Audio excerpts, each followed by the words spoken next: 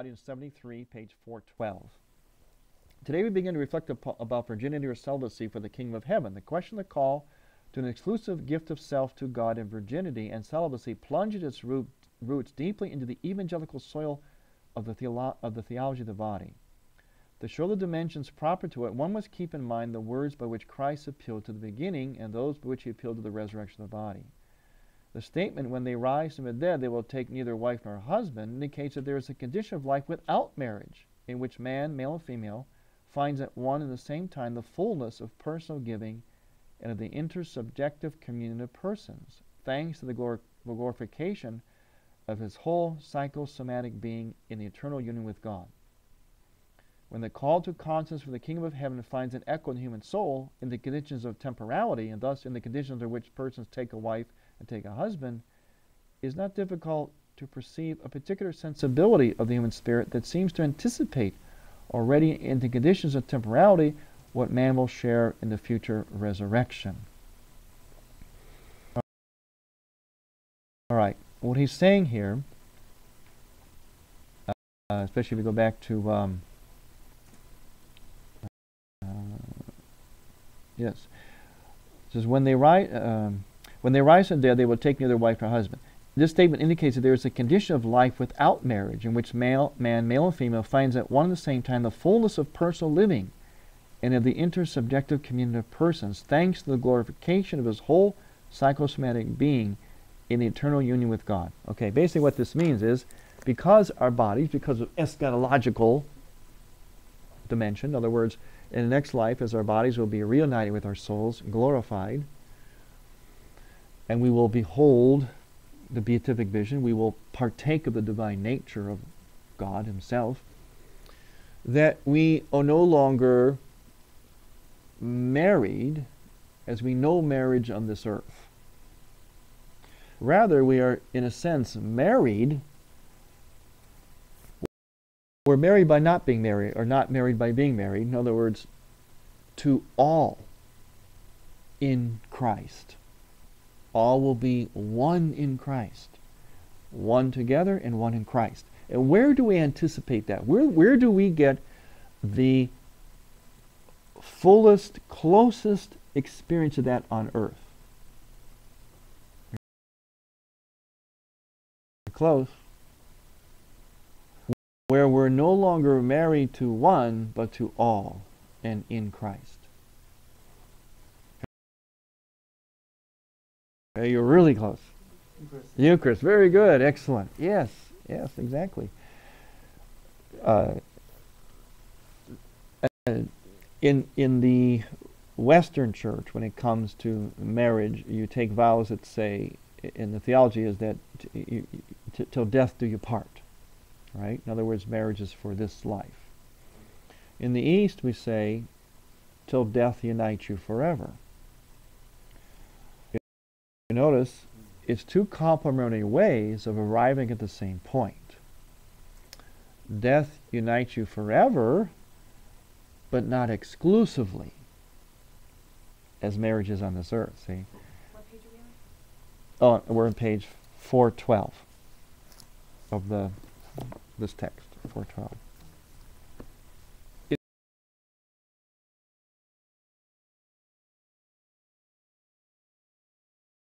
In a sense, we're still, okay, if you're married in Christ, Christ is the God of the living and the dead, so there isn't, in a sense, a division.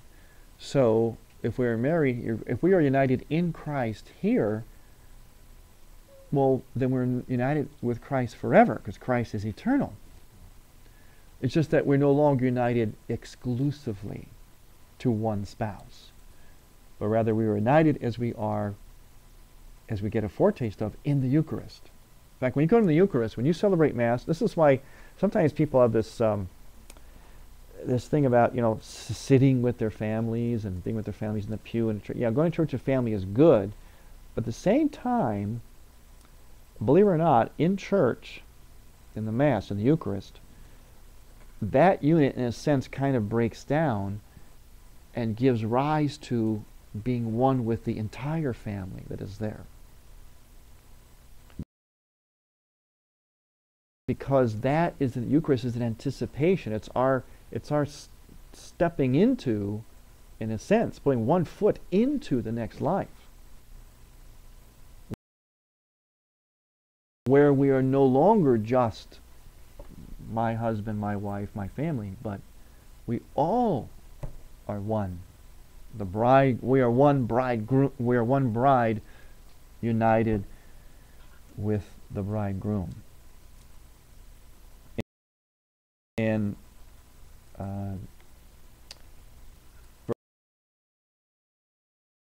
for instance, if you go to church as a family and a family member acts as a deacon or a reader or a server or a priest, what's happening there? You are separating from your family, not sitting with your family in the pew, right?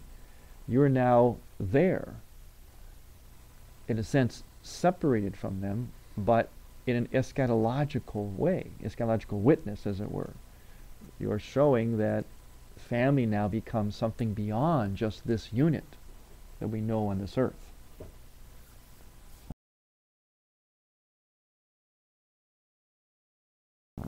So, anyway, the idea that there's no marriage in heaven, you can say the same thing in a complementary way. There is marriage, but not exclusively. Yes, yeah, exactly. Union. Yeah, we need spouse. We mean it's the intimate spousal union.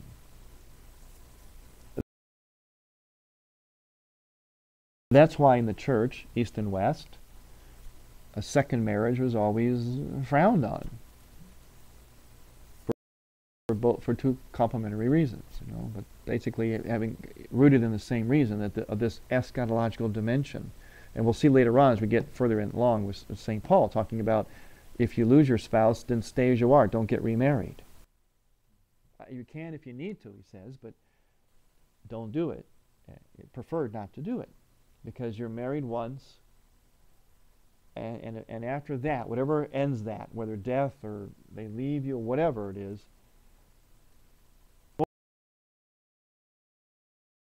focus on what is going to be the ultimate fulfillment anyway, which is not exclusive marriage in heaven. So both, the whole church always, in the beginning, always frowned. In the Eastern churches, when there is a separation, a remarriage, that remarriage ceremony actually has a penitential tone to it. It's like a concession. It's like, well, if you really have to, okay, but it's not going to be like the first one.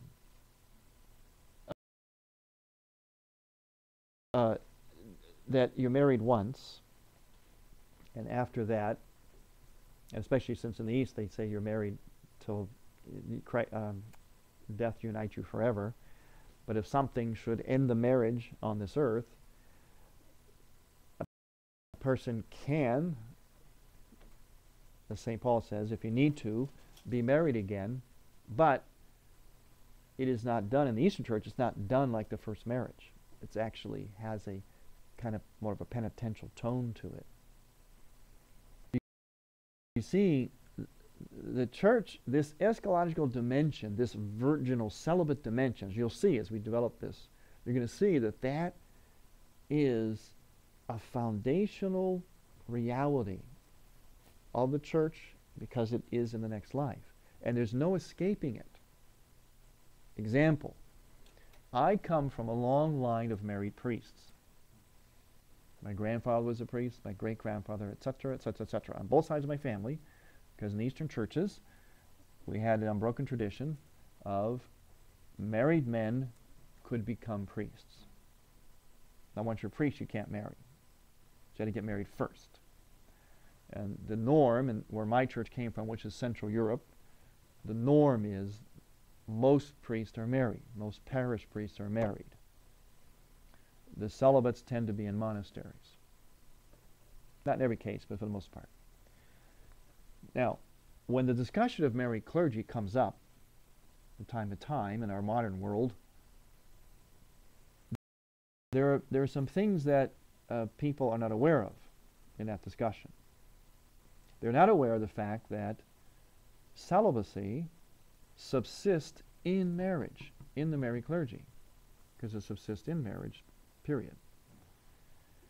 For instance, the rule in Eastern churches, where you have married clergy, is that a priest and his wife must abstain from relations if he's going to celebrate the Eucharist the next day. So much for daily Mass, huh? Can I just interject a quick question then? Mm-hmm. What's the difference between that and chastity? What you mean by chastity? You mean what? Well, if you're abstaining.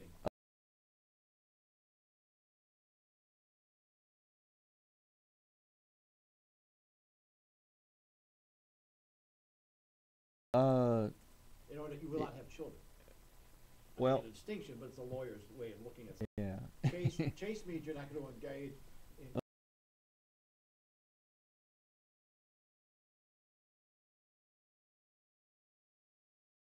in. Well, celibacy in this sense would be. See, because some priests take a vow.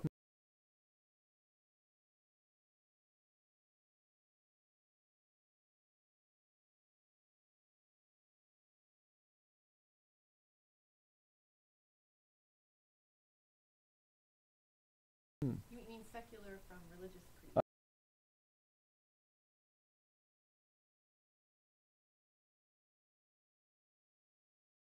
Chastity means the virtuous living out of your sexuality.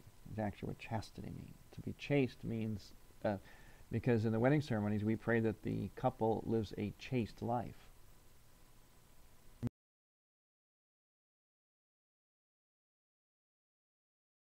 No.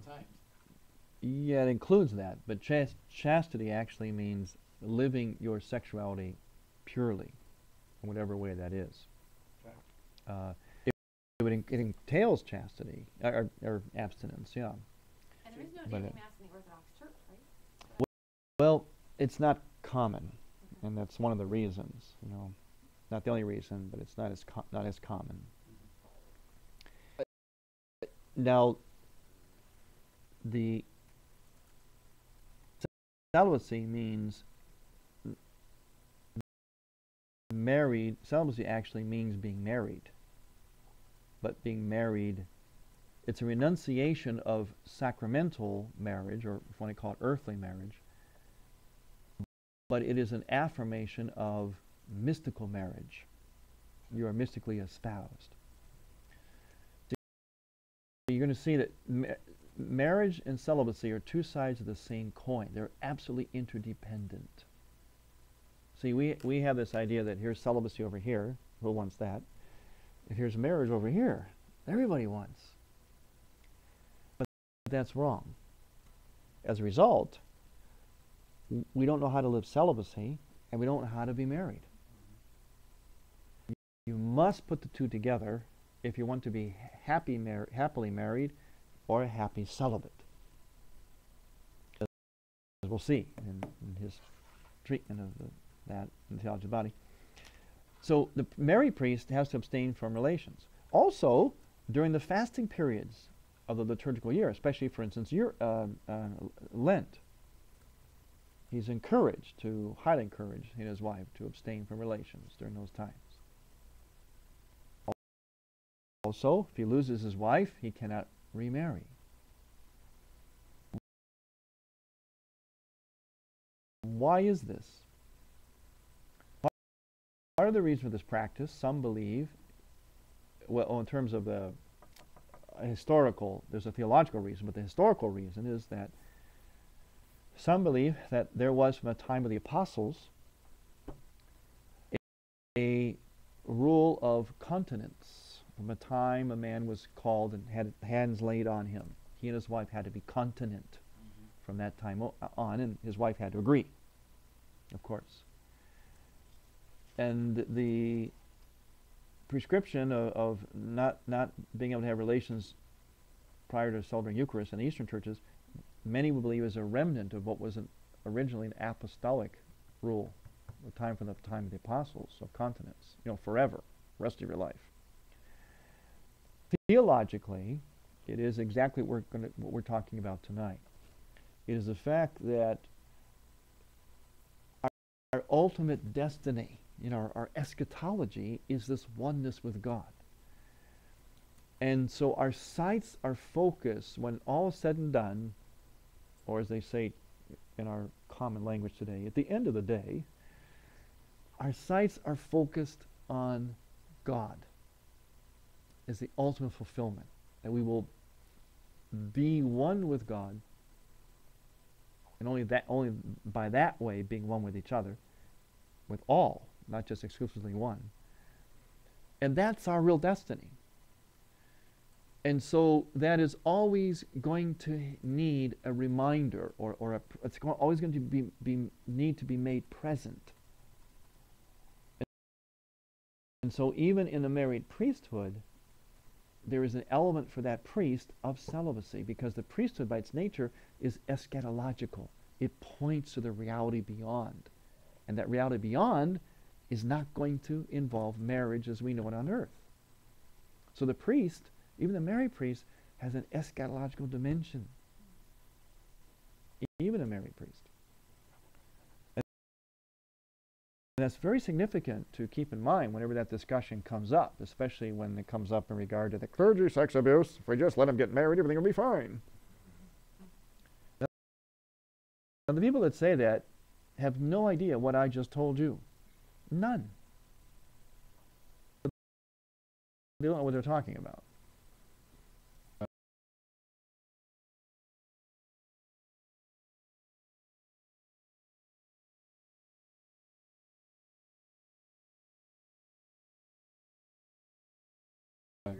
Right. Mm-hmm. So it seems that the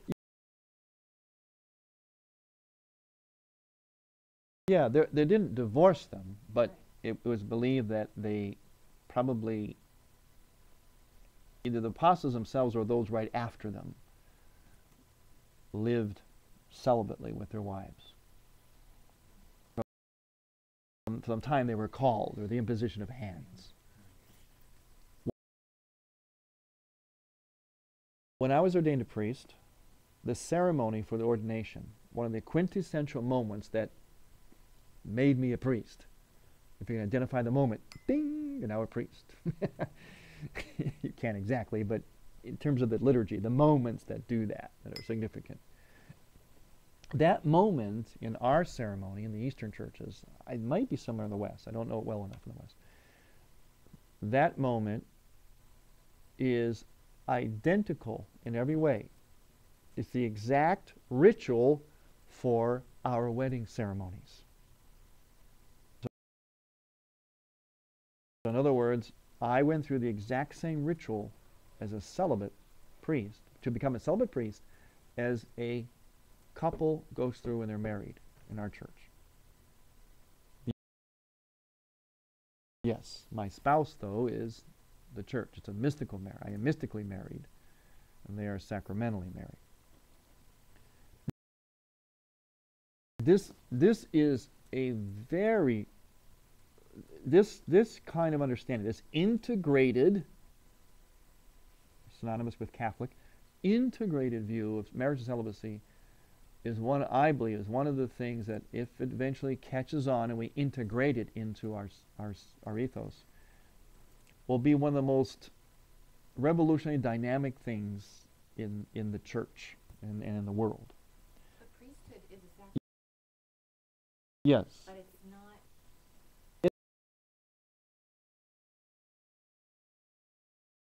not. It's a sacrament of mystical marriage. Yeah, mystical marriage. It's a sacrament. See, sacraments always, there's an ontological change in a sacrament. In other words, when you're married, it's an ontological change, and that's why marriage was seen as once and forever. When you're a priest forever. Even if you get released from your, or so-called laicized, whatever, in a sense, there's no such thing. You have an indelible ontological, in other words, I will be a priest. Any man who is ordained a priest will be so forever. It's an indelible mark. Sacraments, like baptism, chrismation, They make indelible marks. They're ontological change. You actually change. You become something different that you can never, ever lose or retreat, or you cannot lose in its essence. You can be annulled and divorced on that, but you're still, marriage puts an indelible mark on you. A sacrament does.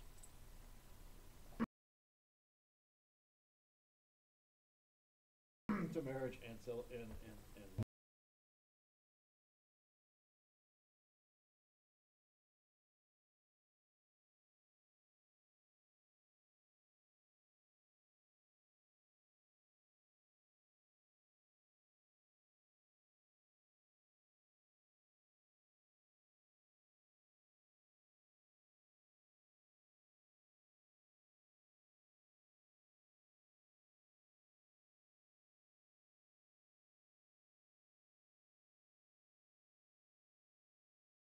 one way or the other way. Mm-hmm. And you're saying that that's not a valid. No, a piece of that is true. It's like there's a part of it is true, but that actually is where part of how we got into trouble, actually. And that's what's so, I think, important about this, what we're doing tonight, and we'll continue it the next time, because it's very, very significant. This is extremely important. If there wouldn't have been no clergy sex scandal had the ethos that priests were formed in been out of this, which is really the true ethos of the church. Remember, John Paul went deep into the true Catholicism, into the soul of Catholicism. You see, you brought up a very good point, which we're going to deal with here, this concept of renunciation, that whole idea of renouncing something. And we'll do that. We're going to look at some of the text that he deals with that. So that's a great question. We're going to be dealing with that as basically we're going to be unfolding your question as we go through this. Yeah. Another thing about the priesthood. Okay.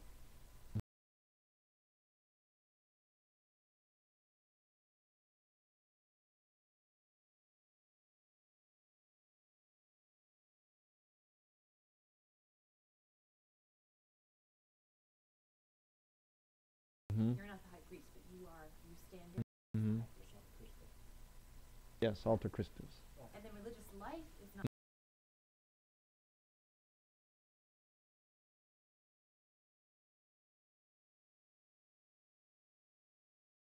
Mm-hmm.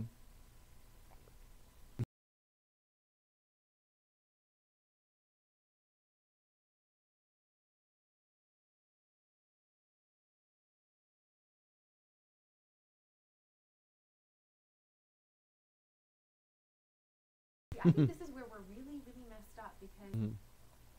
somebody was telling me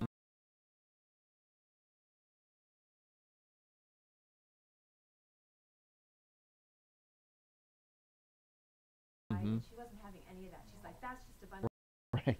the church is teaching Oh, everything we yeah. can say doctrinally, and all Yeah. going like really, really literally. Yeah. Fide, I remember I had a conversation with her, that same woman. Yeah. Oh. I think I know it's the same one we're talking about. It sounds exactly. Yeah, she wrote a book on. No, this person's not right, but. Oh no. Oh, okay. But Mm-hmm. and yet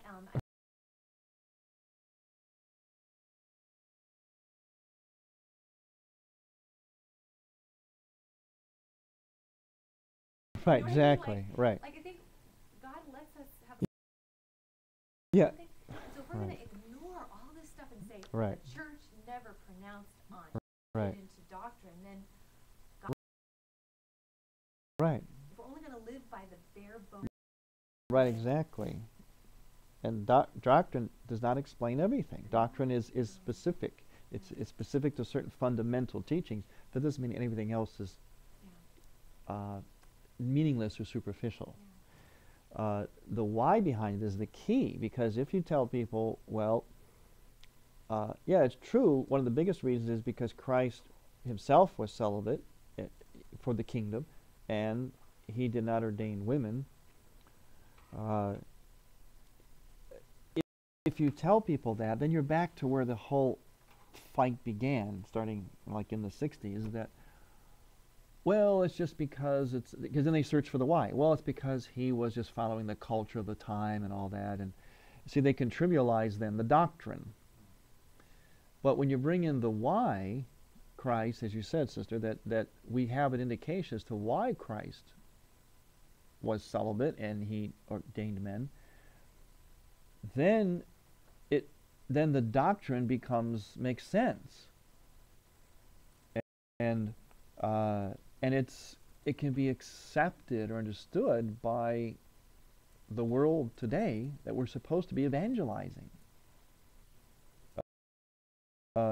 See, the why behind it is the key. That's the real value of the theology of the body. And the why is our mystical interaction with a reality, with God. The greatest saints, some of the greatest contributors to the church are its mystics, but they didn't write doctrine. Does that mean that their experience was anything? No. In fact, and this is where I have to bring in the Eastern thing. In the Eastern church, there is no difference between mystical theology and dogmatic theology. If you're a mystic, you know dogma. If you know dogma, you must be a mystic. See, mystic is not some, weird sort of person out there that, the rest of us just kind of schlep around through life, studying our doctrine, learning Thomas Aquinas, A, B, C, D, I break down, the outline, okay, I'm a Catholic, but that's a mystic over there. They got stigmatas and they have visions. No, that's not what a mystic is. A mystic is a normal human being. See, we're not normal yet unless we're a mystic. Mystic is simply our, as he would say, intersubjective penetration into God. And if you do that, you know God. You know theology. Theology is to know God. Now, the best way to know God is by a direct mystical experience. That's why St. Paul is the expert on Christ. He had a mystical experience. He knew Christ more than the other 12, believe it or not.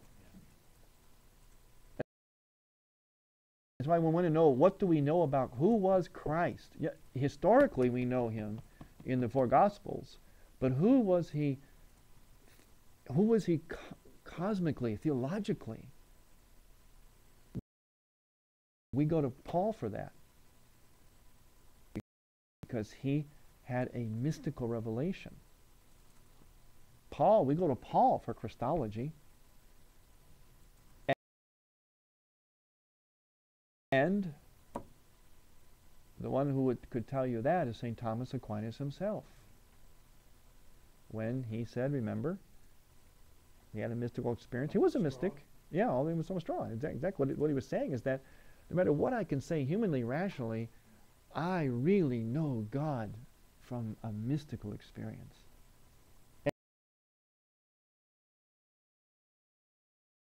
And that's what this is. See, the mystical is the most real. Mysticism is not for spooks or for special people. It's for all people.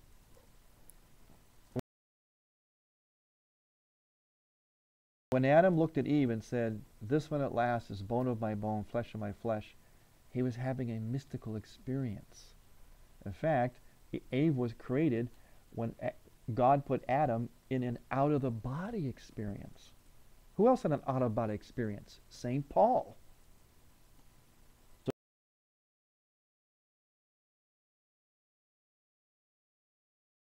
So the mystical is the most real. Okay, let's look at 413. Halfway down the last paragraph, about halfway down, it says, the question of continence for the kingdom of heaven is not set in opposition to marriage. Nor is it based on a negative judgment about the importance of marriage. After all, when speaking earlier about the indissolubility of marriage, he had appealed to the beginning, that is, to the mystery of creation, thus indicating the first and fundamental source of the value of marriage. Consequently, to answer the question of the disciples, or rather to clarify the problem raised by them, Christ appeals to another principle. I'm on 4:14. It is not because it is not advantageous to marry, nor because of supposed negative value of marriage that continence is observed by those who make such a choice for the kingdom of heaven in their lives, but in view of the particular value which is connected with this choice, and which one must discover and welcome as one's own vocation. For this reason, Christ says, let anyone understand this who can. Immediately before this, he says, not all can understand it, only those to whom it has been granted.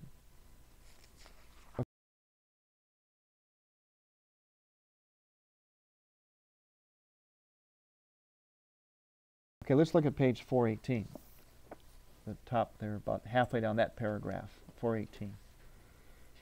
With this reference, Jesus in some way touches upon all these backgrounds as if he wanted to say, I know that what I am going to tell you now will raise great difficulties in your consciousness, in your way of understanding the meaning of the body.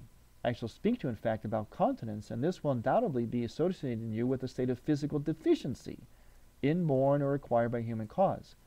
I want to tell you by contrast that continence can also be voluntary and chosen by man for the kingdom of heaven.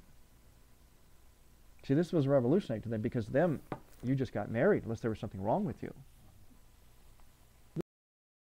This is really revolutionary stuff that he was saying. There was no celibacy in the Old Testament. There was no choice like that. No one chose that. Now he's introducing this whole new concept that we choose celibacy, a eunuch, for the kingdom. They only knew eunuchs that were chose to be eunuchs or were made eunuchs, and of course they had that custom then, or they were born that way. You know, he covers all those bases. John Paul II said Jesus made sure he covered all those bases with the guys, you know. But then he said, however, you can actually choose to be, but for the kingdom. We're like, whoa, what?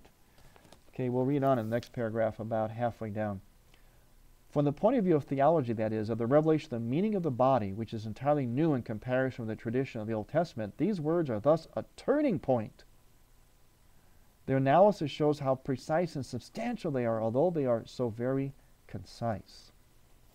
Okay, we'll go to page 419 under number 75, the first paragraph. Continence for the kingdom of heaven is certainly related to the revelation of the fact that in the kingdom of heaven they take neither wife nor husband. It is a charismatic sign to be a living human being, male and female, who in the earthly situation in which they take wife and husband of his own free will chooses continence for the kingdom of heaven. Shows that in this reign, that is, the other world of the resurrection, they will neither take wife nor husband, because God will be all in all. That's what we were saying earlier. This way of existing in a human being, male and female, points out the eschatological virginity of the risen man, in which I would say the absolute internal spousal meaning of the glorified body will be revealed in union with God himself, by seeing him face to face, glorify, moreover, through the union of a perfect intersubjectivity that will unite all the sharers in the other world, men and women, in the mystery of the communion of saints. Okay, that's what we were saying before. We'll all be one, intersubjectivity, one with Christ. Earthly continence, the kingdom of God, is without doubt a sign that indicates this truth and this reality. It is a sign that the body whose end is not death tends towards glorification. Already by this very fact it is, I would say, a testimony among men that anticipates the future resurrection. Yet this charismatic sign of the other world expresses the most authentic power and dynamics of the mystery of the redemption of the body. A mystery Christ inscribed in man's earthly history and deeply rooted in this history. Thus, continence for the kingdom of heaven carries above all the imprint of likeness to Christ, to himself, in the work of redemption, made this choice for the kingdom of heaven.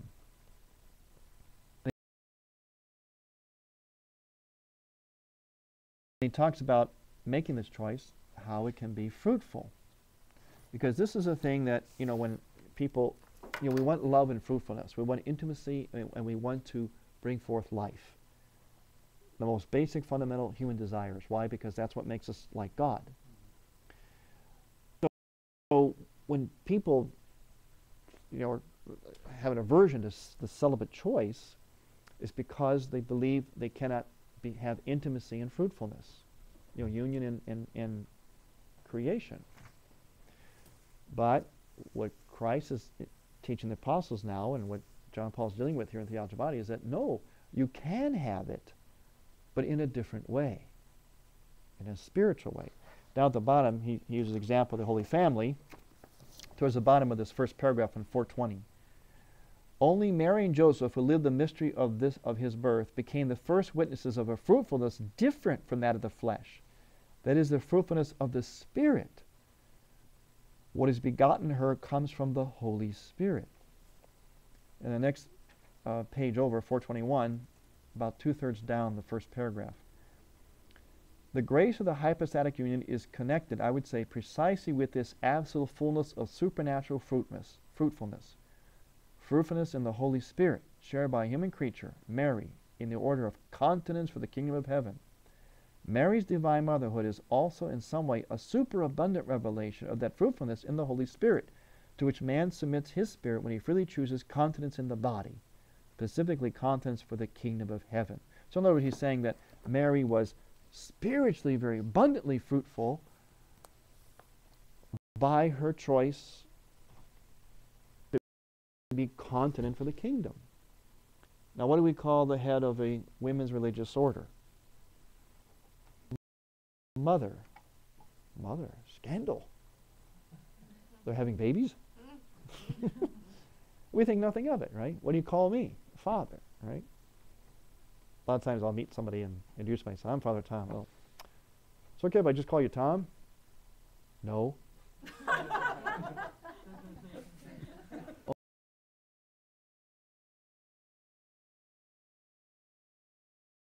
Why not? Read this whole thing and then I'll tell you.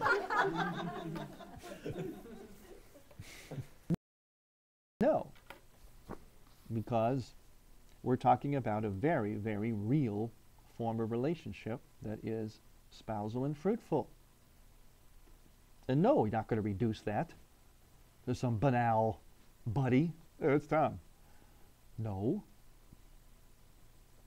Much, much more wonderful, fruitful relationship that has come into being the fact that I, as priest, have met you as priest, not as Tom. So I will not deny you that privilege of fruitfulness.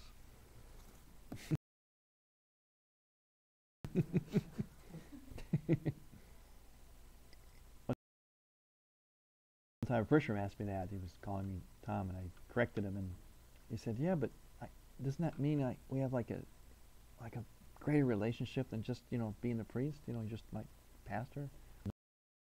No. I being your priest is the greatest relationship we could have. We're ordained by God.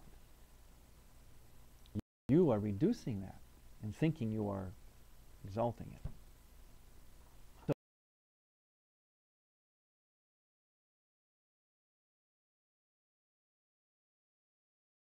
So we have spiritual motherhood and spiritual fatherhood. And those are very, very real things. You live by the exact same principles that a physical mother lives by. If I was giving a talk, a retreat, to a bunch of celibates, or I was giving it to a bunch of married people, and you taped it, it would sound almost identical. Identical. Because either way, we're addressing an audience that is married and must live by the same principles. Celibacy is not a decision to go unmarried. It's a decision to be married, but in a mystical way. It's a decision to live spousally, but in a mystical way. In a way that is not exclusive, but inclusive. See, a married man is celibate to every woman in the world except one.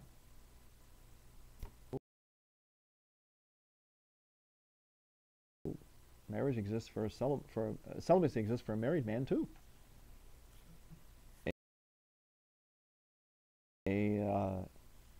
A married man says yes to one woman and no to all, in a sense. The celibate priest says no to one woman and yes to all. Such a deal, huh? So why is there a priest shortage?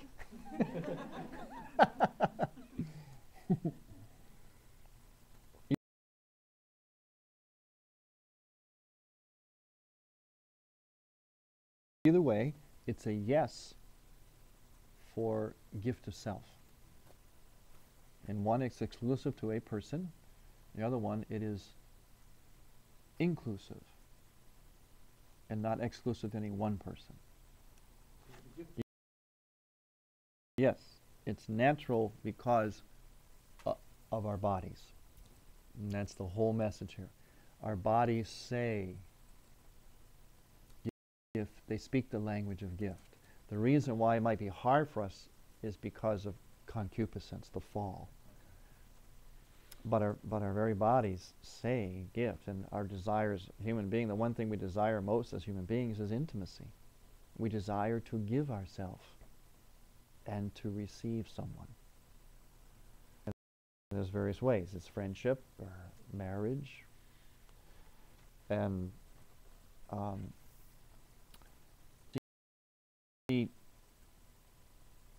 I think it's much more so for the religious. This concept of being espoused, I mean, even wear rings. They have a much clearer concept of being espoused. The secular priest or celibate priest, I truly believe that they need to be formed with that spousal consciousness about. Otherwise, their celibacy really doesn't make any sense. And it does become a matter of just trade-offs and so on. And it opens a door to trade-offs too, to what we call the celibacy toys and things, you know. There was a lot of priests who will develop an attitude, well, I gave up this, this, and this, so I can have this and this, or I'm entitled to that, or I should, you know. They seek we call it celibacy toys, either consciously or unconsciously, you know, which can mean anything. It can mean golfing all the time, buying a sports car. Certain obligations. Yeah, exactly. Yeah, it's like making up for it. See, that's when it's defined so much in the negative, and then what's renounced. Renunciation is actually almost like a natural byproduct of choosing for something. So like the big point here is going to be for the kingdom. Well, if you choose for, by nature you do choose against this. But the predominant emphasis is what you're choosing for. See, and this makes it positive. This makes it giving. This makes it a choice towards intimacy, towards a spousal choice. And if that's your predominant ethos, your predominant understanding of that, then you're going to tend to live that more, and you're going to be happier, more fulfilled. Same with a married man. He makes a choice for this woman, and thereby making a choice against.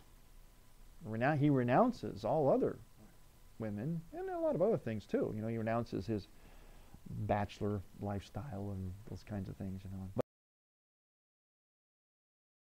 But it's more like we don't look at a wedding and say, oh, we're going to go to the, were you invited to the renunciation ceremony of Joe? Yeah, he's going to renounce his bachelorhood, you know. Golly, what a bummer. Jeez, who wants that? That's so fun. No, you know, we go, we're going to Joe's marriage, going to the wedding, right? Even though it entails just as much renunciation as a celibate. But with the celibate, we tend to define it in all about renunciation, you know. I think that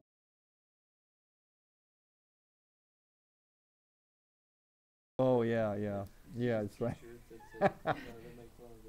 Yeah. it's interesting. It's kind of a backhanded or kind of warped way of affirming the choice, the fundamental choice that even a celibate makes. There is a dying to self in any sacrament, in any gift of self. There's a dying to self. Right, and So how does a man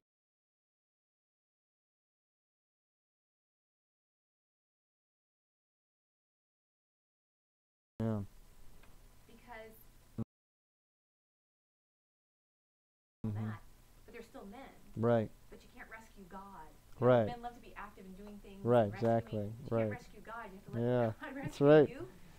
And yet God doesn't want men right. in their spirituality. So how does that work? Very good. Excellent question. Great. No, I hear it all the time. Yeah. Well, one of the reasons is that's why priests especially must have a deep devotion. And I don't mean just a pietistic. I'm talking about a deep spiritual. They should consecrate their priesthoods to the Mother of God. I think it's essential for the priest to have that special relationship with the Mother of God. Secondly, the priest, as we all do, male and female, even laity, especially in the Eucharist liturgy, we do become, in a sense, the feminine principle in relation to God. We do have to actually develop that without becoming women, not actually being women. Because, again, we're speaking mystically here. Mystically, we are the bride of Christ. And we do have to have that kind of understanding. Thirdly, a man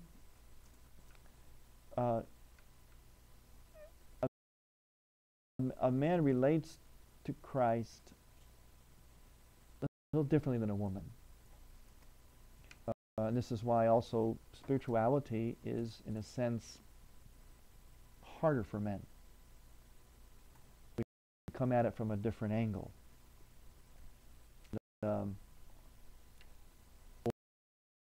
For the priest, he must have that sense of being a bride of Christ, mystically speaking. He can't say, well, gee, I'm like a woman, I gotta act like a woman. No, mystically we are, okay? So there's, in other words, you have to develop that, as you say, so that sense of receptivity, mystical union. I mean, look at the words, look at the John of the Cross, those mystical love poems, But at the same time, a man relates to God, to Christ, in a way that's it kind of wrestles with him, in a sense. Men always, resistance builds manhood. We're designed for resistance. We have to kind of wrestle with God a bit. We wrestle with him intellectually, who he is. That's why men are the great fathers of the church, are theologians, not because they're superior to women. It's just that's theology takes that kind of approach, and it's like that kind of an energy, as it were. We sort of wrestle with God. We kind of draw strength from God in the way that men draw strength from other men. Not that God is a man, but it's how we relate to him. Well, So that's why I don't hear you saying the word friendship.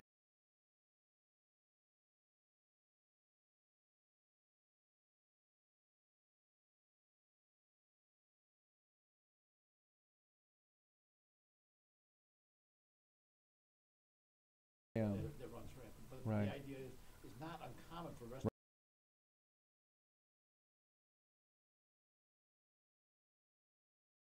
Right.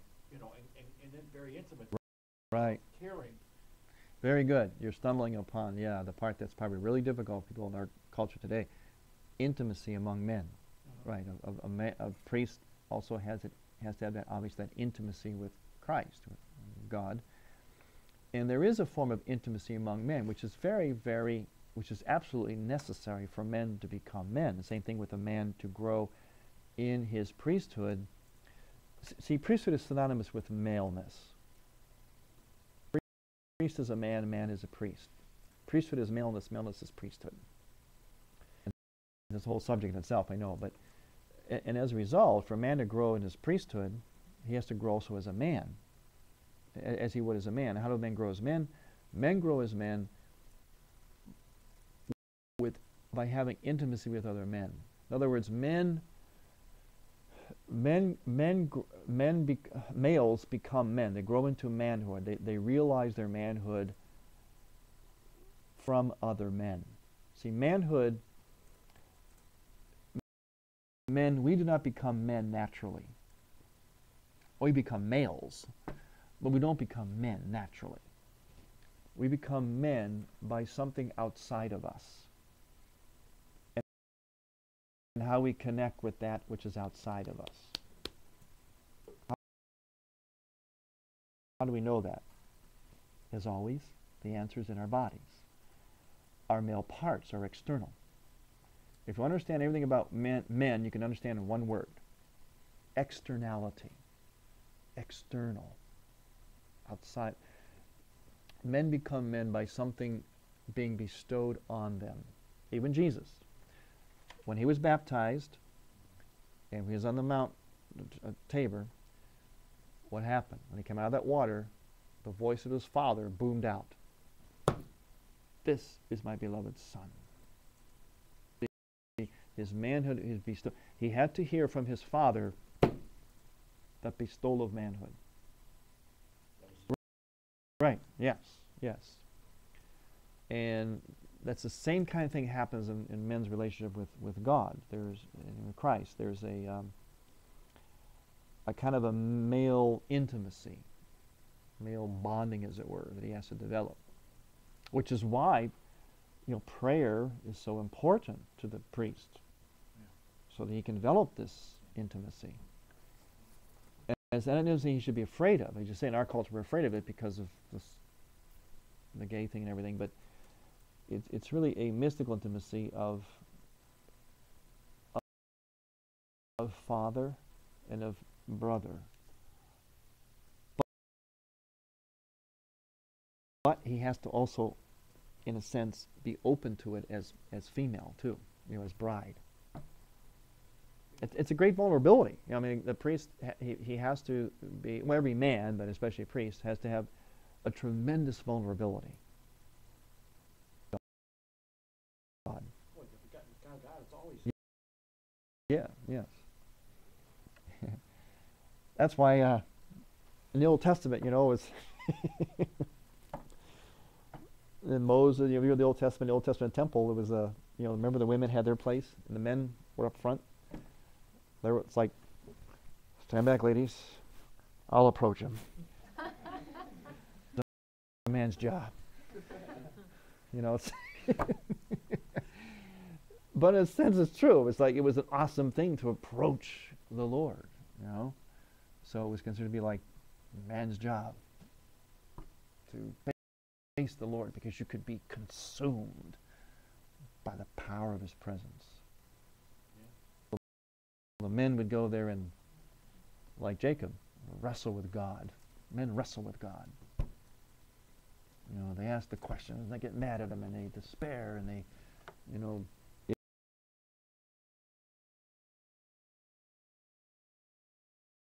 Yes.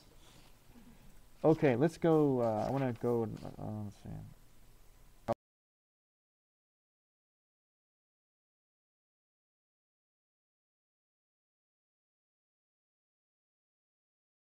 Okay, we're going to jump way ahead to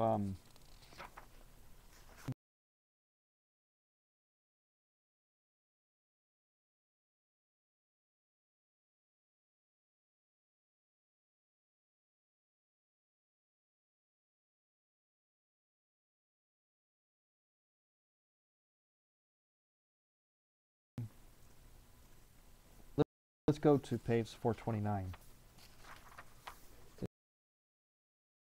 This is paragraph 6.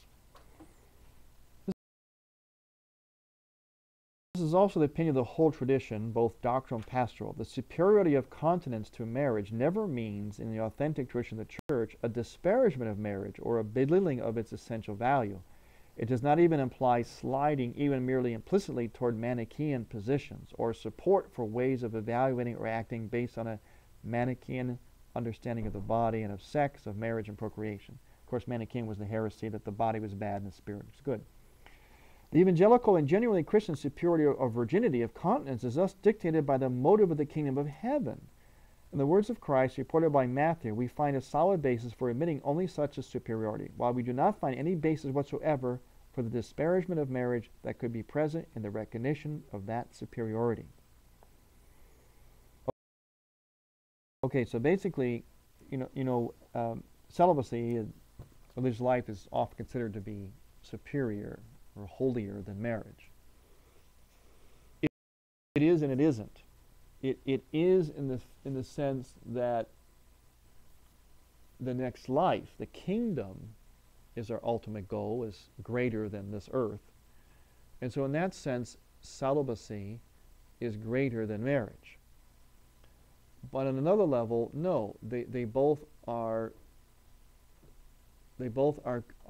choices to live the spousal mystery, which involve sacrifice and chastity and total gift of self and receiving of the other and fruitfulness. And he even says in here later on, you see that where people can take a celibate vocation, a celibate vow, live celibate vocation, and not be as holy as someone who is married, who lives that more faithfully, as it were, more authentically. At the bottom of the page there, on 429, in Christ's words about continence for the kingdom of heaven, this is not a hint of any inferiority of marriage related to the body, or to the essence of marriage, consisting in the fact that man and women unite with each other in such a way as to become one flesh. Okay, and that's a very important line.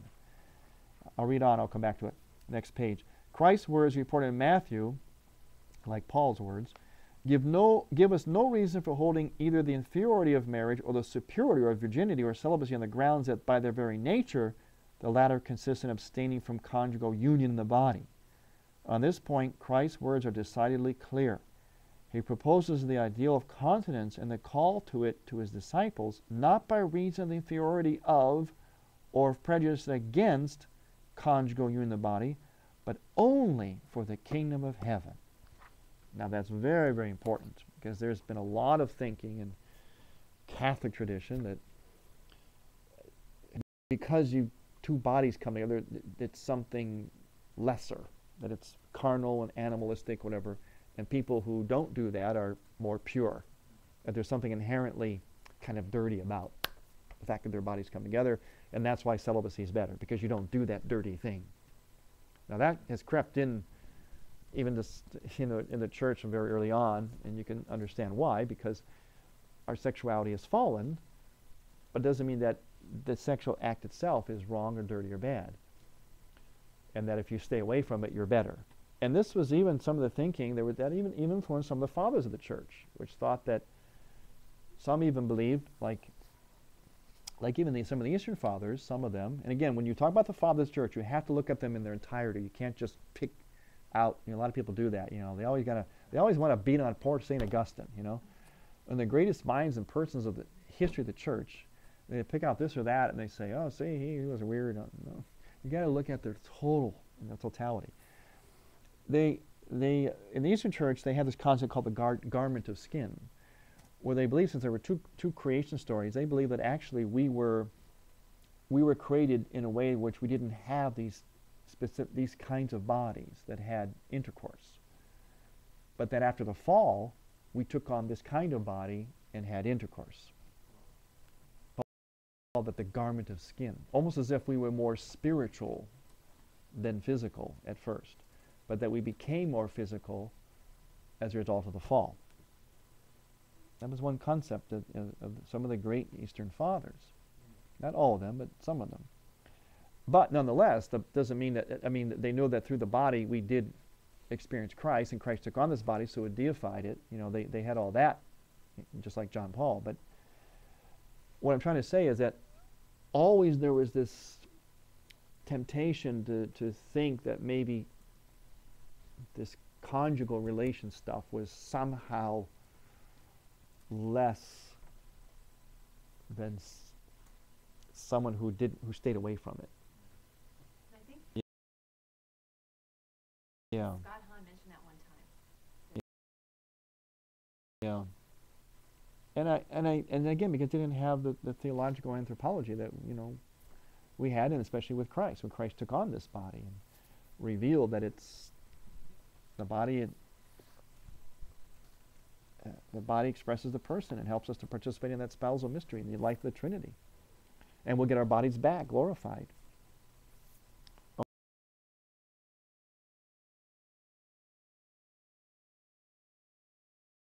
Oh yeah. That's true. But he would have Yeah, yeah, yeah, yeah. I think, yeah. The speculation is that he would still have come, because remember, the great mystery is all about God unfolding Himself through His creation, uniting Himself with His own creation. So that would have been sort of like maybe the apex of it, the fullness of Him actually Himself becoming His own creation.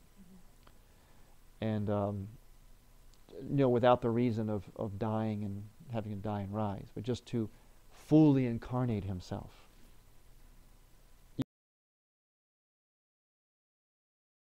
Yeah, it's a speculation. The speculation leans that way, that he probably would have still. What ifs of history. Yeah, yeah.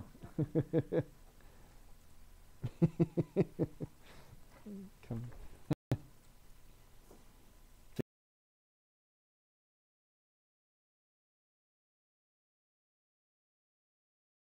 This is a very, you can't change. This is a very important, what we just read is very important today for,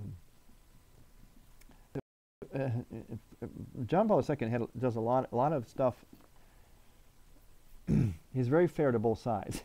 He does a lot of stuff against, the abuse of sexuality and the purity of heart, but he also does equal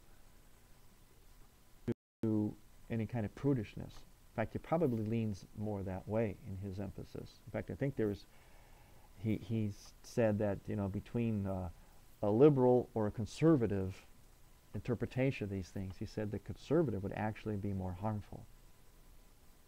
Because the liberal at least sees that the body and sexuality is good, even though they don't see the whole thing and they abuse it. The conservative, he's talking about extremes, sees it as fundamentally not good, and therefore he says that they're further off. Between the two, he said, if you really want to look at, which is. So anyway, he was, and this is very important for us today, because with a lot of the resurgence back to wanting to recapture authentic church teaching and morality and so like that, which is all good, but you got to be careful, because I kind of smell a prudish rat here. You got to really be really careful, because first of all, you end up being non-Catholic in your attempt to be very Catholic, end up being a Manichaean, and you will produce another counter-revolution. You'll produce another sexual revolution, because you'll have people say, it was so oppressive and sex was bad in my house and we were so it can't be bad, so I'm just going to, just like what happened in the 60s, So you have to be, again, Catholic. Catholic means integrated. Integrated sexuality. Not something bad, dirty you stay away from, nor is it something you just are unbridled about. And when we do his section on art, which is a special section, I skipped over that because it's the whole section itself. We didn't get to it yet. But when it comes to the whole passage in art, where he deals about the body in art, something like that, that's where he really unfolds this whole idea of what is really Catholic, what is really integrated, versus the extremes, And that's our tendency, especially in Western culture, modern Western culture, is to go to extremes. We're Democrat, Republican, conservative, liberal. We're like, we live in these dualisms, But the answer is here. It's both and. It's like bringing the two together. it's the body, the naked human body, is not bad, but at the same time it can be presented bad or looked at badly. See? So it's not like, well, the body is always bad, cover it up, don't ever look at it, nor is it just do whatever you want with it either. And that's why only the genius of the Catholic ethos could have the Pope celebrating a Eucharist in floor-to-ceiling nudity. What kind of a church is this? They come together to pick the Vicar of Christ, surrounded by nudity, genitals on the ceiling. What kind of a church is this? Right? The Sistine Chapel. Huh? And, yeah. And John Paul II called the Sistine Chapel the sanctuary of the theology of the body. Michelangelo had it right.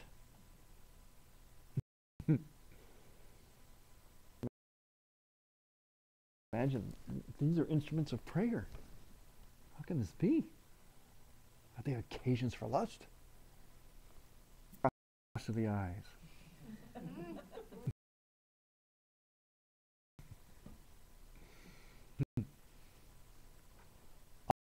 Our ethos of seeing, our goal, the whole point of theology of the body is to learn how to see. Sacramental glasses. As a Catholic, as a human, the way God sees, the way He wanted us to see, the way Adam and Eve saw before the fall.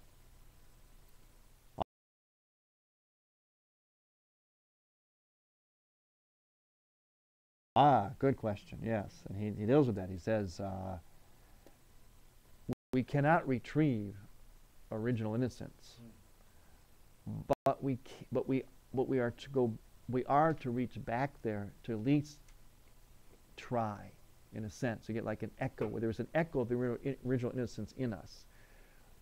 But it's the fact that Christ came into existence, into the historical man, and redeems us, that we can now look forward and move beyond even original innocence. We can go even further now with Christ, because God Himself has taken on this body. So we go back to retrieve some of it. We cannot retrieve it entirely, but we will in the next life. We'll have it in the next life. So the idea is not to... Yeah, exactly. Yeah, as Adam did at one time, Adam and Eve.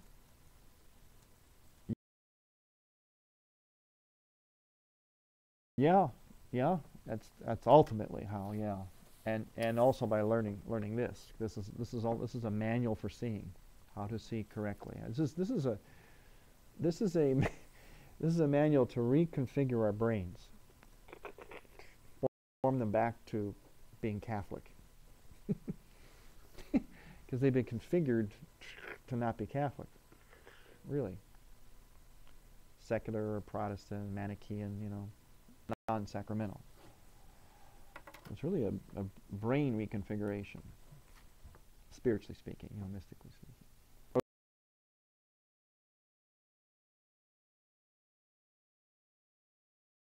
Okay, in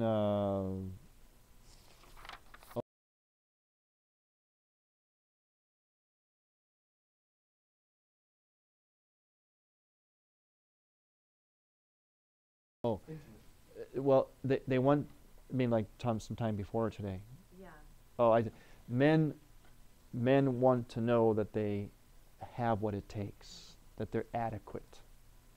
They can get the job done. They can accomplish, because that's how we are oriented. That's how we're created, to see the point of things, accomplish the task. External. External? Yeah, external. Yeah, that which is outside of us, that which is on the outside, exterior.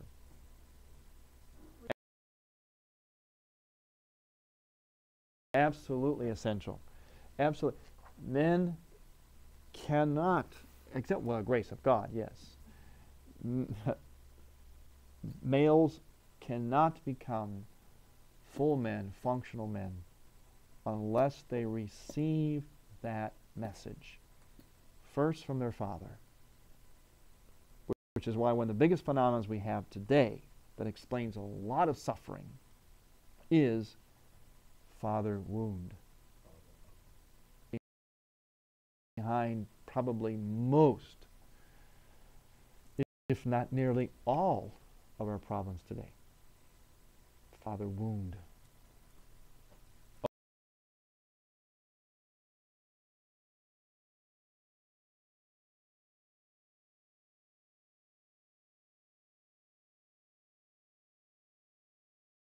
Oh, yeah. Testaments where it was, you know, Yeah. when Jacob was the Yeah, they should do. Yeah, you're right. We need these, in a sense, little and bigger rites of passage, or of father, the message from the father.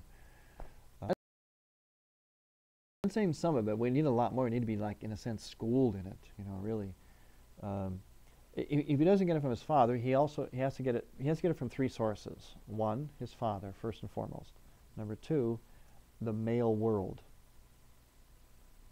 Number three, from his beloved, from his wife.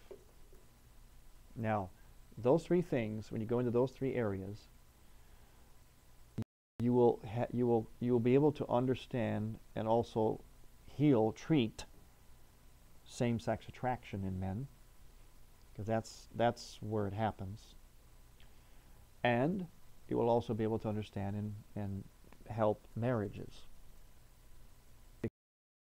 because the woman will understand her man better, especially if he's got, you know, she'll pick up the signs of father wound, and also she'll understand where she has to give that message to him. And that when she doesn't, and she gives the opposite message, which most women are trained to do, unfortunately, in our culture today, all you got to do is watch TV and watch commercials and see. The man is always put down, always made out to be a buffoon, always sent the message that he is not adequate. Women grow up with that concept. That's not their fault. They just taught that way. She has to understand that when she's sending that message to him, that's like everything else, as John Paul said, everything's reciprocal. It's going to be reciprocal to her in a negative way.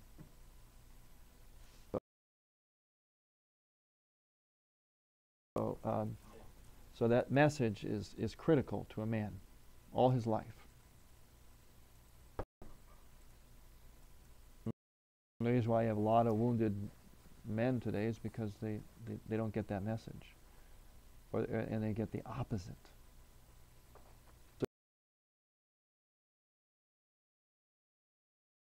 So you're hitting it. You know, it's like a horse that gets a broken leg. It's being struck at the very thing that would make it great. And the one thing that men need is the thing they're not getting today, which of course ultimately hurts women. And all that is just like I tell married couples and I counsel them. I said, it's all right there in your bodies. All you do is listen to your bodies, the language of your bodies, and you would have your answer. What is he built for, Susie? What is he made for? What does he want to do? Yeah. Fix things, accomplish things. Know that he can do it. He can provide. He can be a man, right? He can be adequate, right? It's right there in his body, right? So what message do you think he needs from you?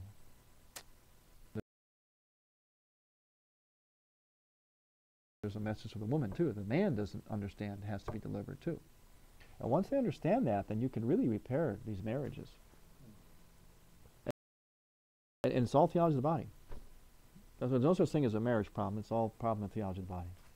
So I'm very reassuring to married couples that call me for counseling. I said, you don't have a marriage problem. There's no such thing. So take heart. Just a little bit of theology of the body and you'll be fine. Get you back on your way again. It's true. It works every time.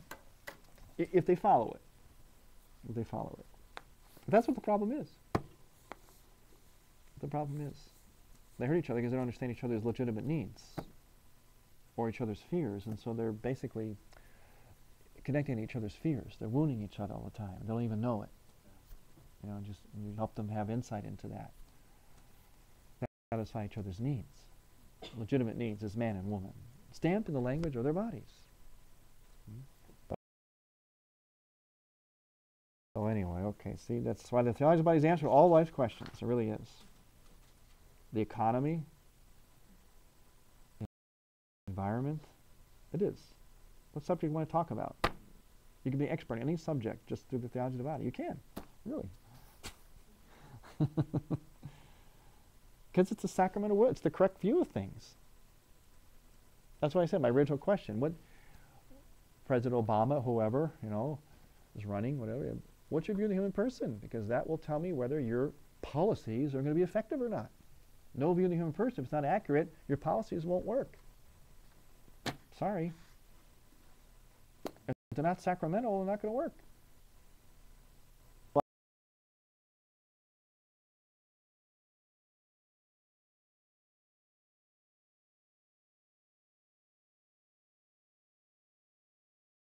But can you imagine if you asked that question to them? You just imagine their responses. They would never know what to do with that question. View of the human person, holy cow. I think it would be scary. It would. Hear some, it might tell you they're Yeah. My prediction is that they would go on and on and on and not really say. They would scramble because they don't have that part of their brain is not, doesn't, you know, it's asleep. They don't. I mean, that's how we're raised. No, maybe they do. Huh? Maybe they do have a clear understanding. Whoever it is, whatever candidate. I mean, because you certainly don't hear that from them, and you don't hear anything that they say that indicates any of that. But maybe they ought to be asked directly. Maybe they would. You know, they'd have some view, perhaps, but they'd probably say something like, "Well, we have to be fair, we have to be just," or something like that. But I don't know if they would really understand. They'd ever really the real view, which is why you only have the best policies in this country when you get a president or a government that is truly Catholic. Comes to the White House and the Capitol building with this ethos. Then you'll have the best programs, the best health care, and all that stuff. Until that, you won't. You ever notice how nothing really changes? No matter who gets in office, basically nothing really changes that dramatically. Because they're not functioning from here. This is what would change everything.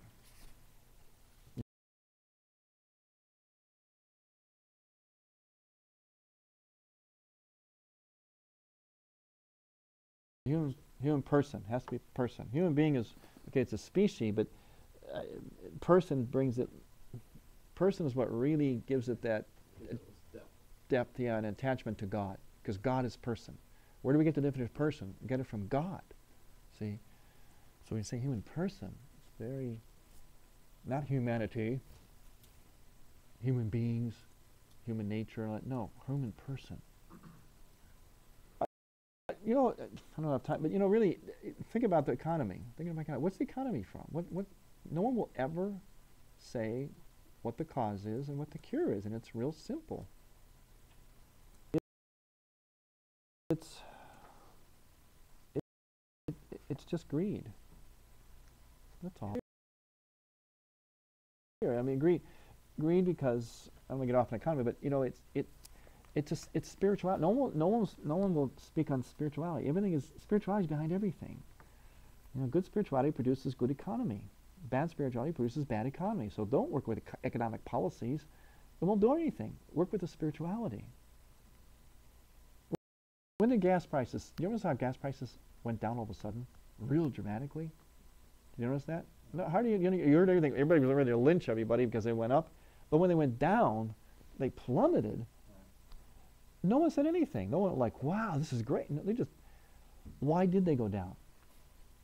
You know why? Because millions of people Stop driving. Yeah, millions of people acted just a little bit Catholic. Yeah. It's called asceticism. It's called self-denial. Just a little tiny bit. They didn't know they were being Catholic, but they were. And guess what? Profound effect on the economy. The price of gas. Was it a political policy that did it? No.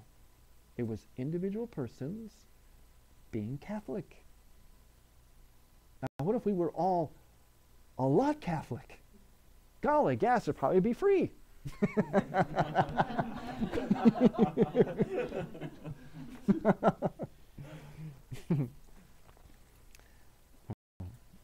But just one tiny example. You're right, though. You get that many people conserving, pulling back just a little bit, tiny bit. Dramatic effect.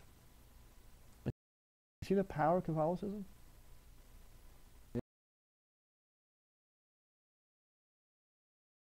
Yeah, yeah, that's right.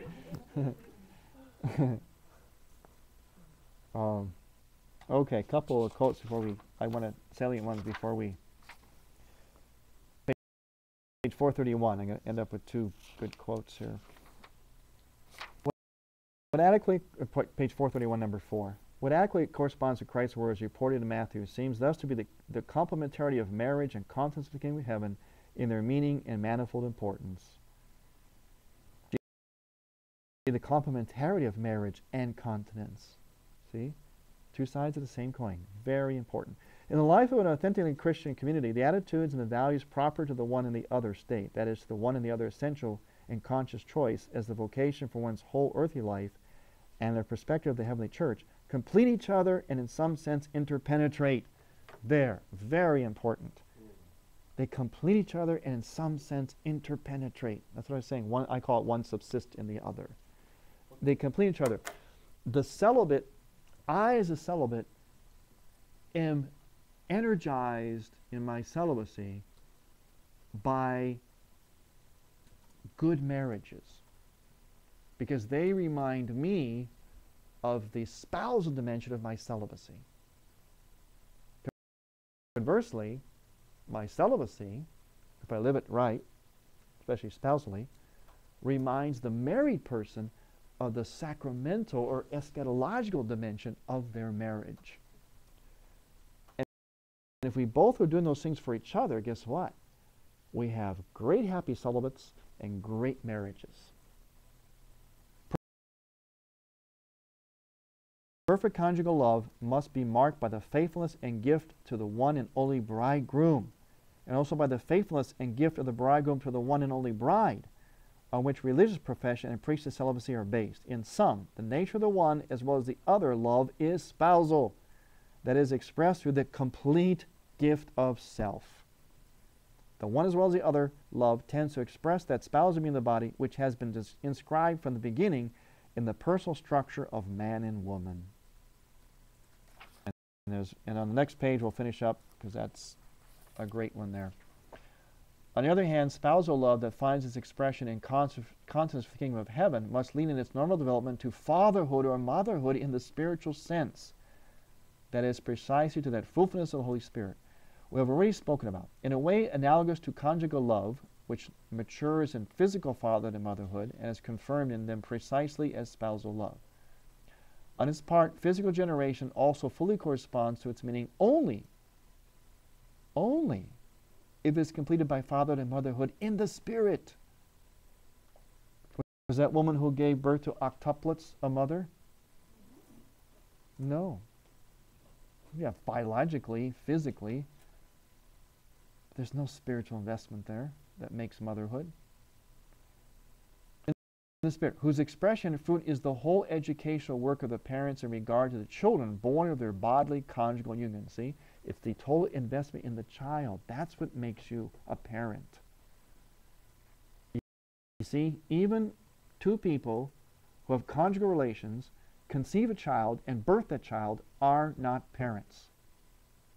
Biologically only, they become parents by their spiritual investment in the child. A celibate makes a spiritual investment in his people or her people. See how close they are? So this whole idea of this dichotomy, here's celibacy over here and here's marriage over here, is totally false, totally off base. And that's why we're not good at either one. They must interpenetrate. As one can see, there are many aspects and spheres of the complementarity between the vocation in the evangelical sense of those who take wife and take husband, and those who consciously and voluntarily choose continence for the kingdom of heaven. In 1 Corinthians, which we'll analyze later, Paul wrote on this topic, each has his own gift from God, one in one way and another in another. Now we're going to go into later, we'll finish up with Paul, then we'll go into marriage. But Paul's whole take on this continence thing is really great. So I think this is one of the most significant presentations in the whole theology of the body. If we could get thinking and teaching, informing ourselves that way, that it's all about living spousally, and it's just two ways of doing that, two sides of the same coin, and they're interdependent. They must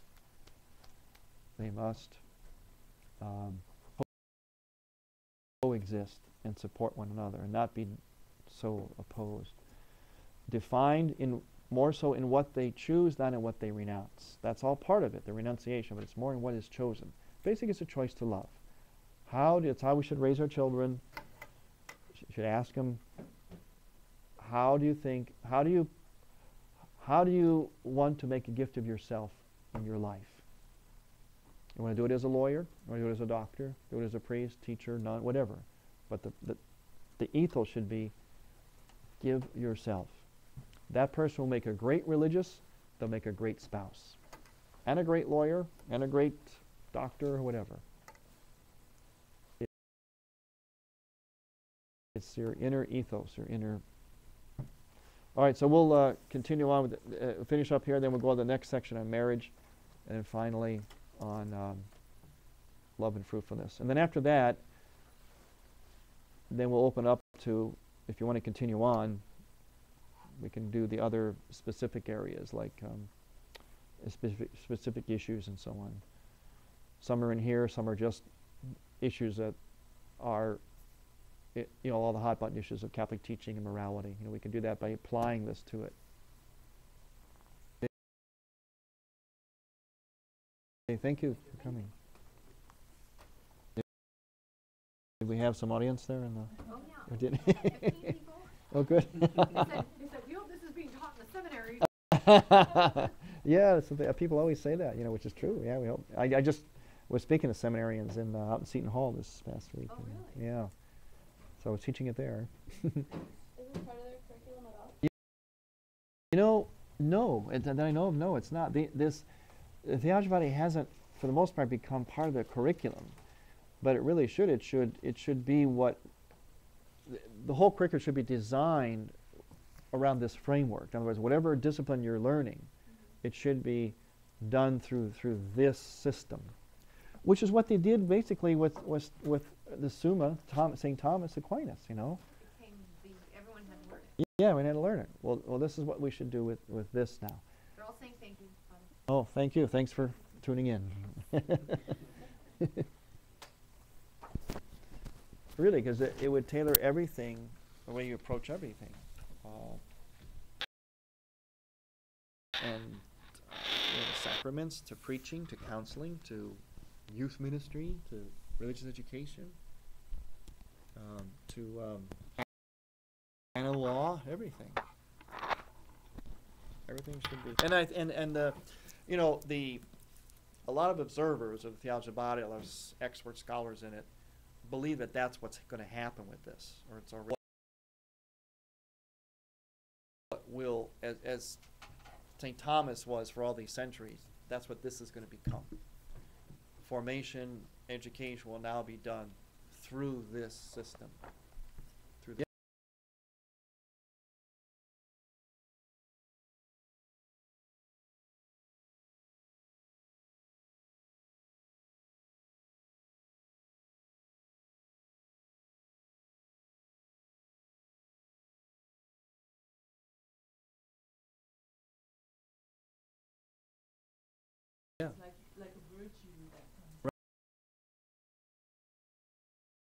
Right. doing it Exactly. through the body. Right. Exactly. But you cannot put your Right. you hold it and say, yeah, Right. but that's the spirit. So that way It's very simple and obvious in a sense. We're living it. See this. You always know when something is true if it's simple. Simple but profound. See, not simplistic, but simple but profound. If something's complicated, it's not really of God. This is my simple word. Like I say, that understand men. I tell women all the time. To understand men, all you got to do is one word: external. Soundness of that word, and you'll understand better than you ever have before. Just morality. I teach that. I use this for the teenagers. I give talks to teens. I tell them all you got to know is one word. Right or wrong based on one thing only. Is it honest language of the body telling a truth or telling a lie? Is it wrong? If it is, it's good. Why is it wrong? Because I call it the H zone. H's, it's all H's. If it's honest language of the body, it'll be holy and it'll produce happiness. Dishonest, if you diss it, it'll cause hurt. And that's what whatever's not honest with the language of the body is, if the language of the body, if it's telling a lie, it's going to hurt. So any moral issue you have, any moral discernment you want to make, all you got to do, if you don't know the answer, you don't understand what the church is saying, it's real simple. Just look for what action is taking place with the body.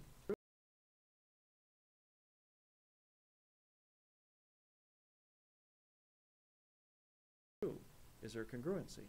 Well, then you wrong if it's not, because it's going to hurt. Simple as that.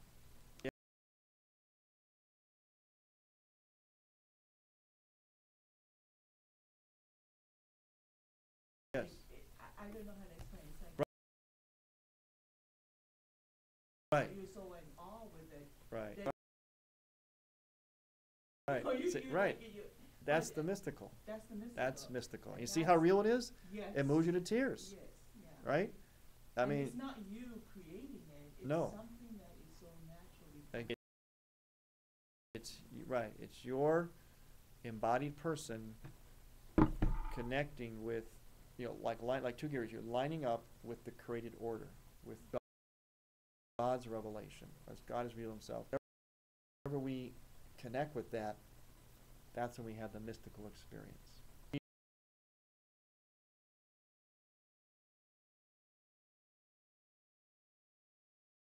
We should have that in all the time and everything.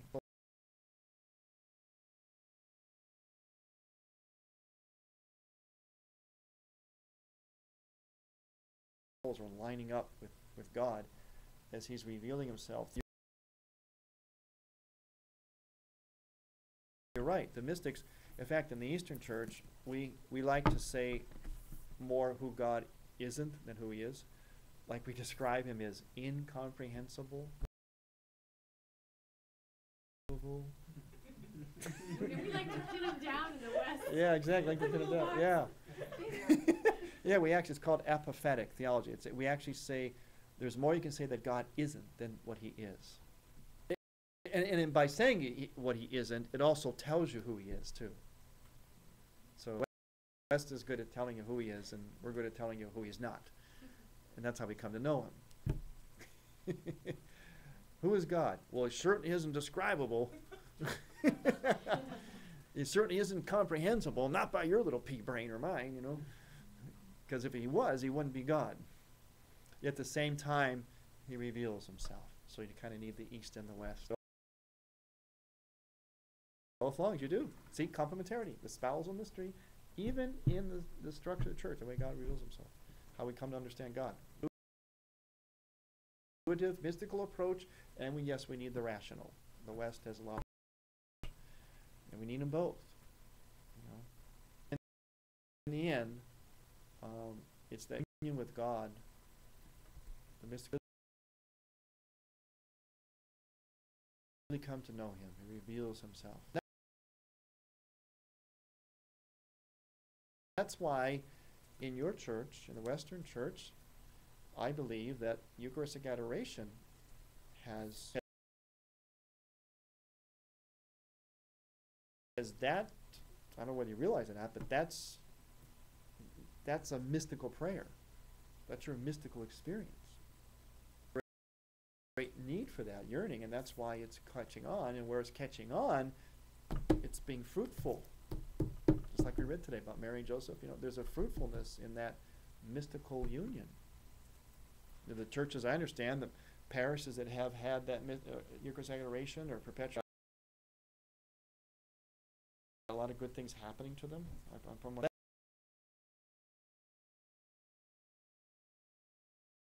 that's mystical prayer, what you're doing, and you're sitting in the presence of the Eucharist. By being in that presence and being united in that presence is prayer. Open to or entering into a mystical union.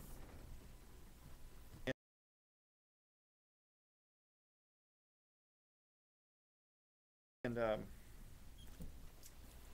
that's why it's good that's been urgent for that in the Western Church. It's a need. Oh, they are. That's why they even the charismatic movement happened in the church. The charismatic movement happened in the church when it did, how it did, because there was a need.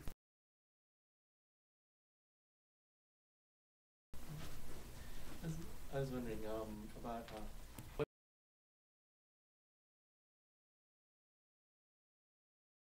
exactly do they have against? Oh, they look at things in terms of only what has been said and made official, concretely or technically, like what dogma has been pronounced and written and all that. They would see things like theology of the body as, it's theological speculation or a theory, whatever. But anyone who says that, or anyone who has a problem with theology of the body, absolutely, definitively, I can say this without a shadow of a doubt, they do not understand it. They have not read it. They do not know it. How can you... all he's doing is unfolding dogma for us, or doctrine for us, and he's reaching into the scriptures, into the mystics, and this is not just his, I got this great idea, I'm going to write it down, and it's going to become, what everybody's going to be buzzing about. John Paul II went into that's why I say there's nothing new about it in a sense, and I don't mean to belittle it. He'd be the first person to say that. All he did was go, yes, through his own spirituality, his own prayer, his own gifts. Like if you take your own hands, right? So he took his own spiritual hands, and he put them down into the deep Catholicism, okay? Brought it up. He went down deep into the scripture, brought it up. He went down deep into philosophy, brought it up. He just gathered up all the stuff that makes our dogma, and he just kind of brought it all together, and he kind of put it in the system, and with these kinds of words and things, and said, okay, here it is, boom. Here's the Catholicism that you're seeing that's been kind of buried or in parts here and there. He just gathered it all up. It's like a jigsaw puzzle, and yeah, it all came together. Yeah, exactly. Yeah, All the pieces are there. He did. Yeah, it's exactly it. So it is dogma. It's nothing new. It's simply the church. The only thing is new is how he put it together. And yes, he has some insights that we might call new, but they're not new in the sense that they're outside of doctrine or something new. Or otherwise, you could point to it and go, that's right. not what the church teaches. And you Right, can't exactly. do that. No, you can't do that with anything.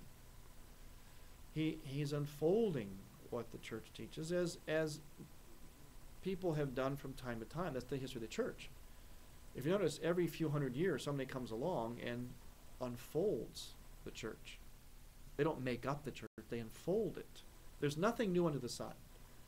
It's just looking at old things in new ways. That's all he did, was look at old things in new ways. That's why, what does he keep saying in theology? He keeps saying, go back to the beginning. Now, if this was not right, he'd say, oh, put that Bible aside. Let me tell you my idea, No, he says, go back to the very beginning. Go back to the basis.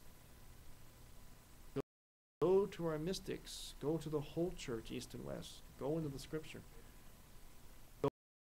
Go into our human experience. Our deep human experience. And there is nothing new here in a sense. It's just looked at in a new way.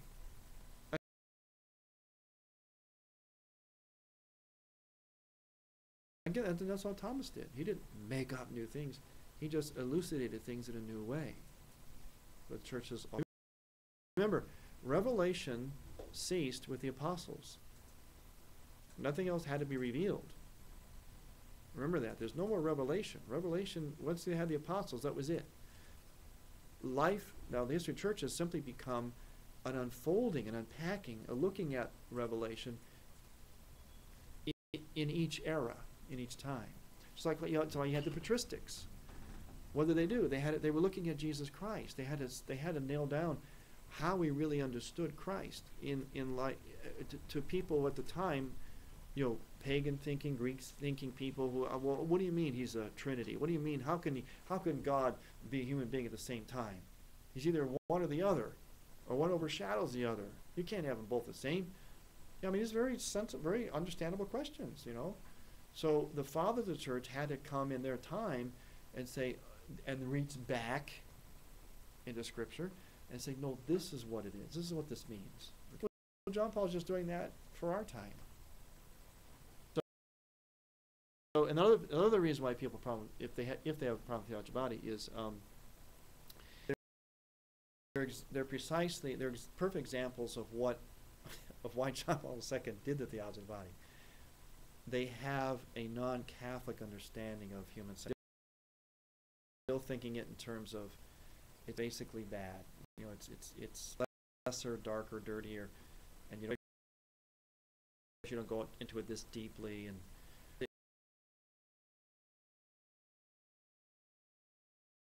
they have really a Manichaean Protestant view of it. A lot of people are just very uncomfortable talking about.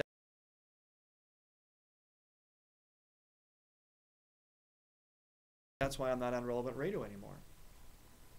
The Theology of the Body every Thursdays, and they were starting to get nervous about, well, gee, somebody can hear a single word or two and not really understand it and get all,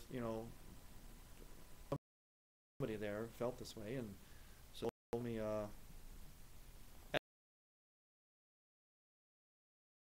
they told me all along, which I knew. Of course, I didn't have to tell me.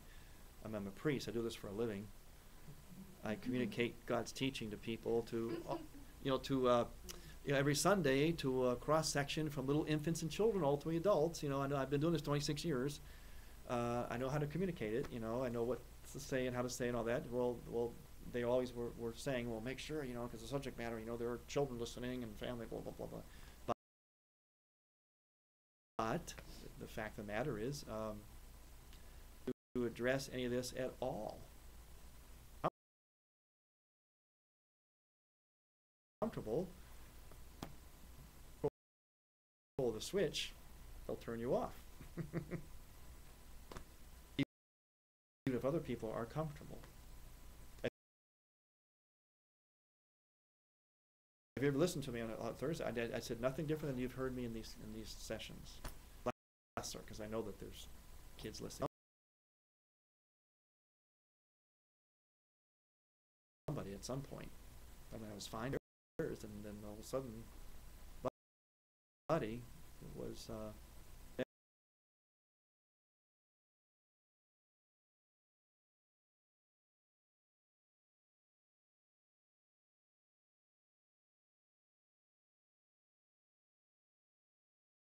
Exactly, yeah.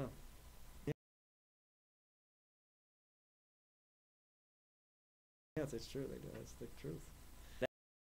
that's a big, that's a big question. That's something Catholic, the Church, certainly in America.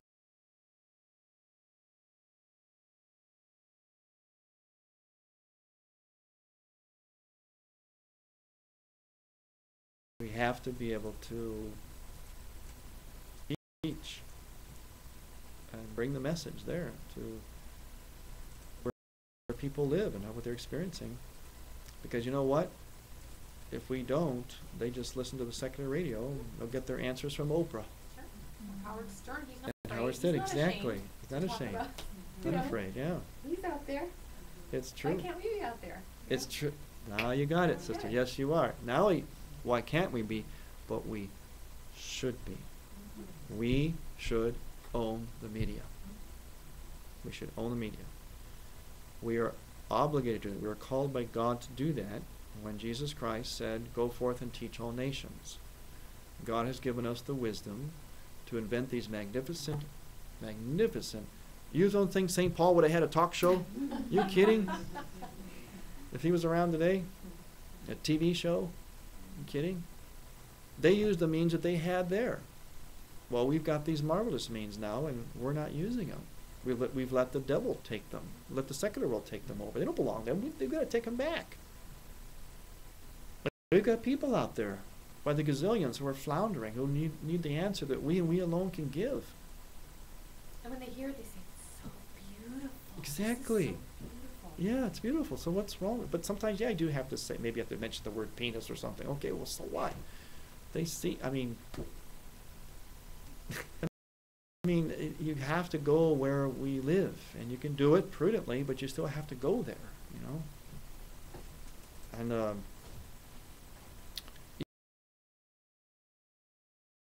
you know, you're all too young to remember, but I grew up when all of America, even non-Catholics, gather around their black and white TV sets and we watch Bishop Sheen on Sunday nights.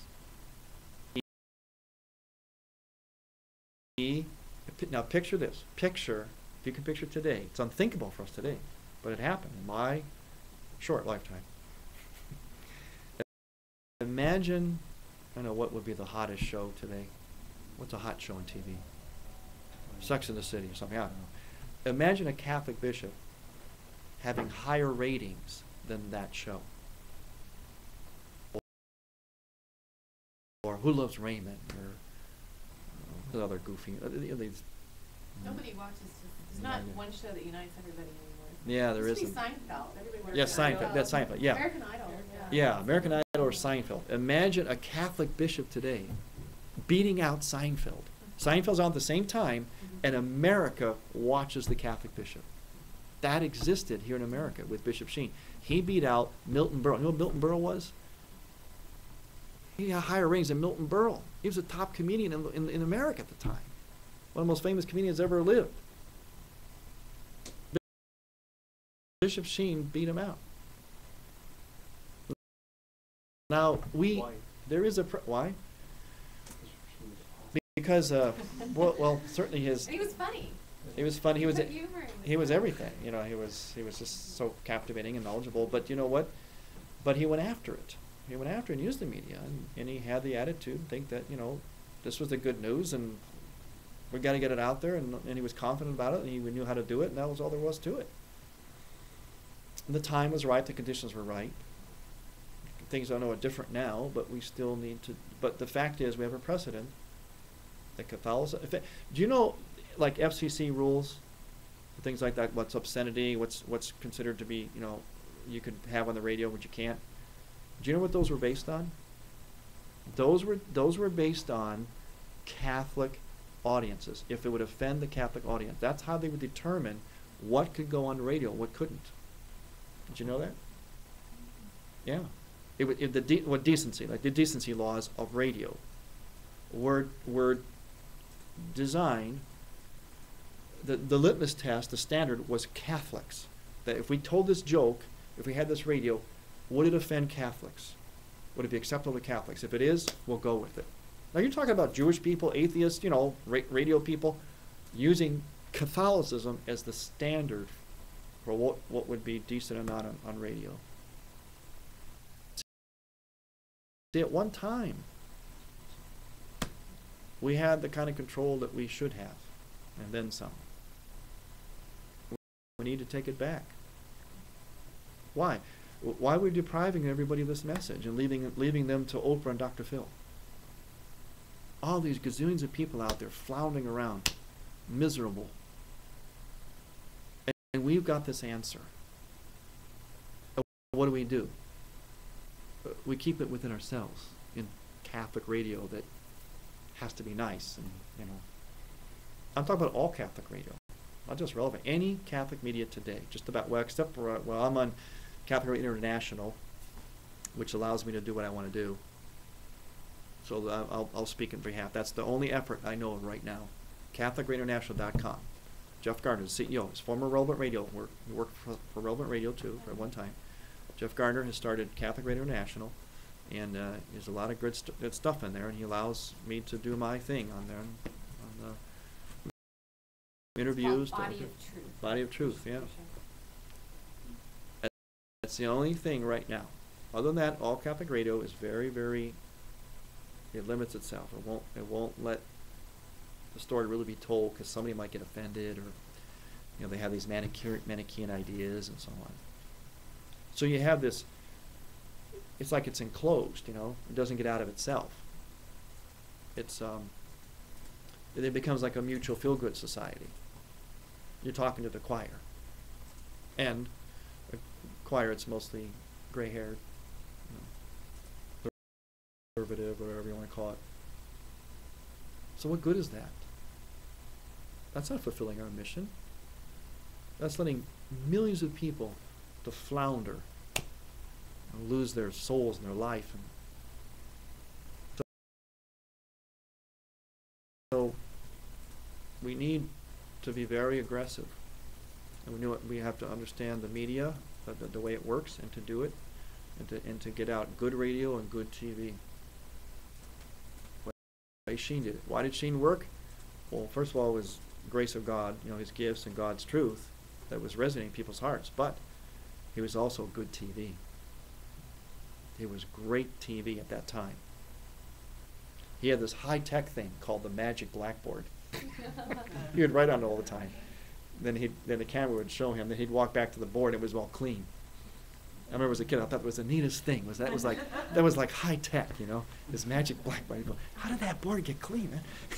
It was one of his trademarks, But he was great TV. See, so we have to understand the media, be faithful to the media. You can't just put Catholic Church, like you can't put Catholic Church on radio. You have to understand the medium and get the Catholic thing through the medium. And one of the best ways today is to do it in what's called non-sectarian ways. Meaning, you're not, which is part of what I do on if you're listening to Body of Truth, I'm not always saying, well, the Catholic Church says this. Because I interviewed an atheist on there. The atheist that desecrated the Eucharist, P.Z. Myers. I had him on there. Had a conversation with him. It's probably archived. You can hear it. I interviewed the guy who was during Christmas time, who was putting up the atheist Christmas, the atheist winter solstice thing in the state capitals. You know about that? It was a big controversy. Yeah, I interviewed him too on my show. What I mean is that there's a way to get our message across that is not always overtly so nicely Catholic, that only conservative Catholics are going to listen to, which is 1.1 or minus 1 point whatever the population, I can't even measure it, it's so small, We have to come across with our message in a way that any listener would, oh, what's that? Wait a minute, that's different. I like that. As you say, so it's beautiful. God, it's even prettier than Oprah's message. And we can do it. There's a way to do it. And John Paul II gave us the way, and so does Benedict. They both have called us to do that. You can get it across in what's called non-sectarian. In other words, it's not overtly Catholic. We have to be able to get into secular radio. Because where's it now? Closest we come to it now is people like Laura Schlesinger, or no, not Schlesinger, Laura Ingram. You know Laura Ingram? You familiar with her? She was Prize. She's not, huh? What's that? She was at Life Prize. Is it? Wasn't She's she? the MC of a big event at the March for Life. Yeah. Oh yeah, yeah. People like her who are getting into Christ. We notice what she does too on TV. She always wears her cross. You know, shows up real nice in the camera. You know, so she's not, you know, she's not overtly saying Catholic, but she's getting the Catholic thing across, more or less. You know, pretty much so. I mean, I don't know if that's her, you know, total mission per se, but it's there, and that's coming close. You know, and she's very successful. Some of the other Fox people, Bill O'Reilly, Sean Hannity, those are all Catholics, which are getting a Catholic thing across, although not entirely. It's they got a long way to go, but there's. Because they're so obnoxious. Yeah, that's the other thing. They, you know, they are, but You know, and Ann Coulter, I mean, yeah, they. it's like, that is not the truth and charity, I'm sorry. No, it's not. It's not. But what they're able to do though is they've been able to get in there in big time. Now, what they need to do though is to, like, I don't agree. I would not do it their way. I'm kind of sick of the constantation, all the contesting, always, you know, banging heads. But they think that makes good ratings or TV. But the fact is that these kind of people. Actually, Stephen Colbert Yeah. does a lot more, do you ever watch the Colbert Report? No, I've seen. He's Catholic. Yeah. And I think young people really respond to him too, you know. He doesn't, I mean, he's a comedian. He doesn't totally know his faith. And I think if he pushed it too much, they'd get him out of there. But he tries, you know, he tries to like get the Catholic side of things. And everybody knows he's Catholic. Yeah, He'll that's go good. and That's he all right. goes, what did he do that one time?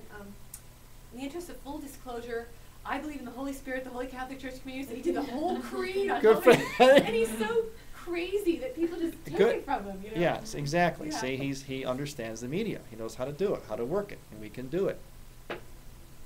He's also calling the bluff. It's like, yeah, I'm Catholic. All right, get over it. Let's get on now. Let's have some laughs, you know. Instead of like, I'm apologizing for my Catholicism. Don't look at that. Turn the other way. You know. Sometimes a lot of comedians are taking religion seriously. They're the only ones that are actually saying, people really believe this stuff. You Yeah. know? And we can't ignore it. You know? Yeah, you're right. We have to, from movies to media, gets into everything. We have to take it over and start, you know, like, you don't have to make a movie that's overtly, like, you know the most popular movie among guys is? Back them all up, the most popular movie in recent history. Braveheart. Hmm? It's a Braveheart. You got it.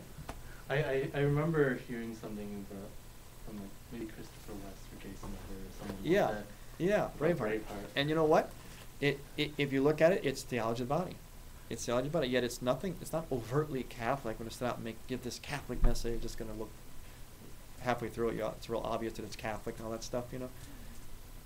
We can't do that. We have to tell a great story. Tell a good story. If it's a good story, what makes it good? It's the Catholic ethos.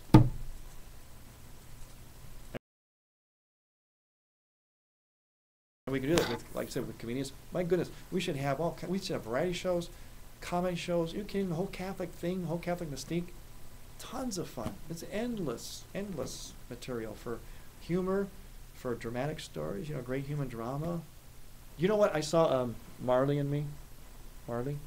You know, I was watching the movie, and about partway through it, see, because I could sniff it out right away. I go, this movie was made by a guy who's Catholic. I just know it. Sure enough, I found out he was. I could sense it. I said, there's the Catholic thing coming through, even if he didn't intend it. He sat down he's a writer too. His name's Grogan. He sat down to write a great story, a great movie. What made it great? I smelled it right away, even above my popcorn. It was the Catholic thing coming through. It was a very good movie. It had really good stuff. It was very refreshing, actually. Besides being very, you know, fun and touching and all that, it was I thought it was very refreshing. Very Catholic.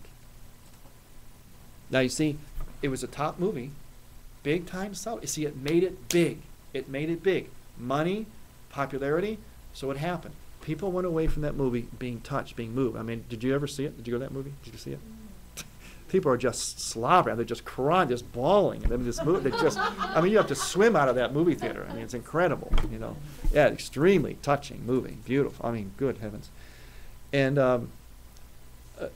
but look how they were moved, profoundly moved, and they walk out of there with what was in that movie, as art's supposed to do, resonating in their heads and their hearts. And who knows what that can do. And what is resonating in their hearts? Unbeknownst to them, it's the Catholic ethos. You see? But if the guy would have started out, I'm going to make a movie about get Catholicism across, but the movie's going to be about a dog, it wouldn't have worked. So we're just feeding people this with the media. Yeah, exactly. And then they're not knowing that they're eating this. Right, exactly. They're not knowing. No, and they can't, because they do. They'll spit it out. You know, especially today, Catholic. Because Catholic will spit it out immediately. They smell it. That's what happened with Bella. It's a problem with Bella. And in all due respect, and I met the, and I hope he does more work. You know, great guy. I met him actually, the guy who made Bella. And I was very impressed with him, and I hope he does a lot more stuff. But Bella was too Catholic. Why wasn't it as big as Marley? It was too Catholic, a little bit too obviously Catholic, and the audience sniffs that out, and they just nah. Because you see, the thing is, what they sniff out is something that's going to seem not like their experience. A little bit contrived, a little bit too goody two shoes, a little bit too nice, you know. People want they want a movie that pulls them through the human experience, the human drama, what they're experiencing, but pulls them through to the truth. That's what moves them, and that's what we have to do. Basically, I call it it's Operation Trojan Horse. We do. We have to, like you said, we come in and, hey, you've got this great movie, you know. But out from the movie comes the Catholic thing, like the Trojan horse. And then if they're moved by that, and there's more and more of that stuff, then maybe they start getting attracted to, when they find what they felt in the movie, they stumble across, as they're walking down Michigan Avenue, and they see the bookstore here or something, you know. You know, in other words, it makes them open to our thing. But if you come at them with our thing, no, they smell it right away. It's done. You're finished. See, that's new evangelization. This is what John Paul II, this is what he did. He knew, I can't come at you with, this is what the church teaches, Thomas Aquinas said that. He's going to come at you with, hey, let's talk about sex. You know? We're just going to blow around this thing called sex, man. Then he's got your attention. And that's what we have to do. You got to do it through the media. Main thing is, tell a good story. What made the Marley movie, or anyone good because it was a good story, and the reason it was a good story because it was about the human experience, the Catholic ethos, the Christ figure, the Christ motif, really. Even if an atheist writes it, they don't know. They sit down in Hollywood when they do a movie. They sit down, okay, we're going to make a great movie. I know it sells, you know. Well, they end up writing the Catholic story without even knowing it. If it's a really great movie, I'm not talking about a movie that, you know, oh, let's just throw sex at them and they'll come. No, because those movies ultimately do not make money. It's your Marleys and your Bravehearts that make the money.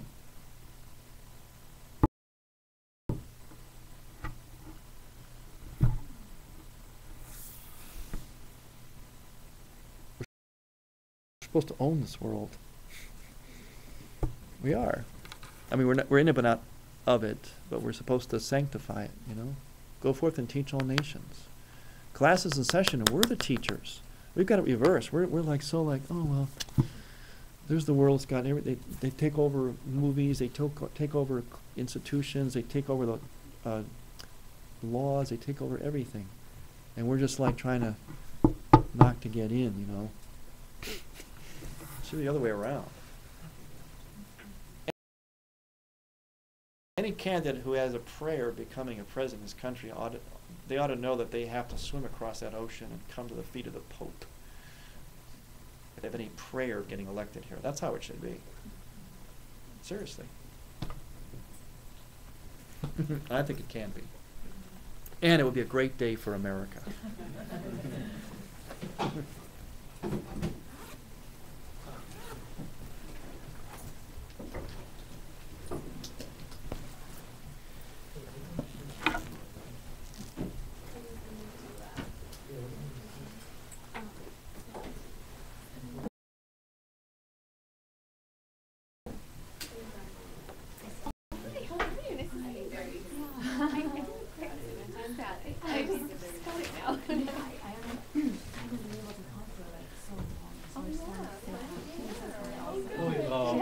Yeah, I used to be kept you over here long enough, but about at least on your radio show, you always talked. I still haven't caught up yet, but the whole sacramental liturgical worldview is you've been talking about, but like and how, especially during the 16th century with the Scientific rationalism. Yeah, scientific rationalism. Well, before that, it wasn't really completely sacramental liturgical, really, but No, because what happened was,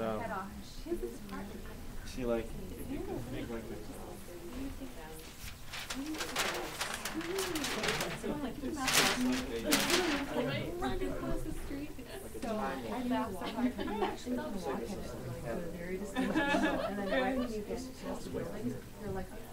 Old Testament.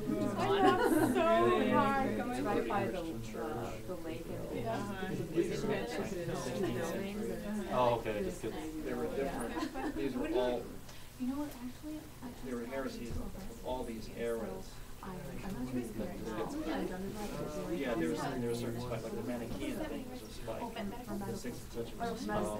But you're right, there was always the battle of sacramental versus non-sacramental. It started with Lucifer in heaven. That was the whole thing.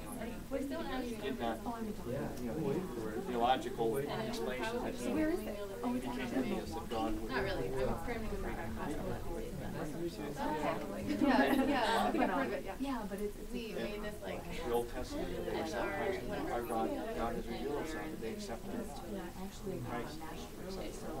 The Gnosticism, like my roommate and I probably area, all the Christian heresies are fallen down.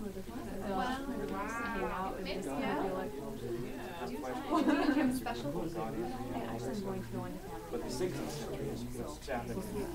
I think particularly thinks because it's just how it's written down. The colors are whole. You're right, though. It was never perfect. But there was more so. Like the culture looks like Europe was in We go up there. No, that Milwaukee Ave, right? So there was Milwaukee the city? Yeah, the city. Oh, I'm sorry. I thought you you said were Milwaukee Ave. not here.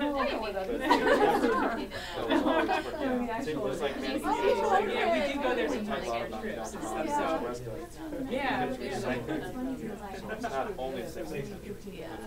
I don't know, before I just got I'm a big historian, so like, I don't know, at 13 years old, I sort of was studying history, saw it coming a little, like, not completely realized it, but I saw the cycle of licentiousness and prudery repeating itself over history.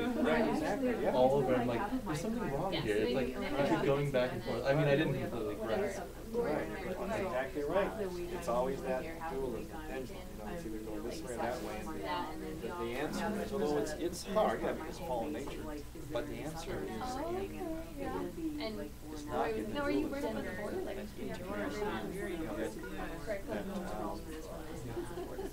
There is a place for the body.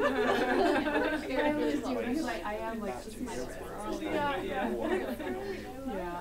Like there was this, otherwise they're covered up and be We were prudent. like, Then one keeps reacting to the other. we would That's what She happens. You move intentionally, you always Your think mom the other was like thing. traveling a lot on And that's why the whole Catholic time thing is marked by integration.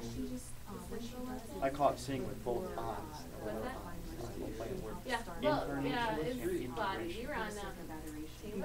That God reveals in the flesh, Between Taylor and and we see everything that's connected. I Everything was is all that day, connected like, I together. didn't You know, see one it. reveals the other. Well, it's like kind of like the official You know, old it's yeah. both and, we're body and soul Everyone in my together, class, not just there's the probably core.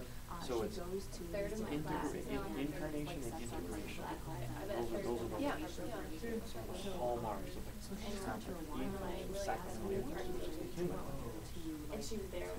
Oh, it's human. Think about it. It's So human. that It's just yeah. the saints were saints because they were full of human.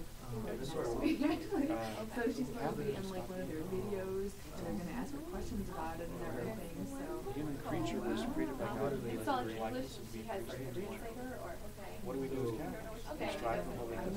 Well, I mean, when she travels like to Denmark. We have priests. Was it South Ontario? That's human. Oh, yeah. The schools make I never had that. You enjoy it? Yeah. We were talking about on a retreat, and we were talking about Plato, and then like, and you were talking about like the break between the like what like humanity and like what spiritual, like the divine and human. The point I brought up was that this kind of idea that the body is bad and that the spirit is good is some sort of solar structure that is kind of has a source in the Hellenistic kind of philosophy that kind of filtered the original Judeo-Christian kind of thing. And when we think about this dualism, we are actually looking with the eyes of ancient Greek philosophers, not with the eyes of the Bible. So that was my point. And so he told me, hey, this is, so you should come to the theology of the Bible. Yeah, exactly right. Yes, I know something. So, Yeah, come. It's every month at this time, and I've been trying to play it up. Every time I come, I've brought one more person, so I can bring one You're more. an evangelizer, yes. No, that is true. That is true. And that's still plaguing us. That dualism. Yeah, you do great. In everything, after I realized that it's in everything, like politics. Yeah, it is. It's in everything. It's just amazing.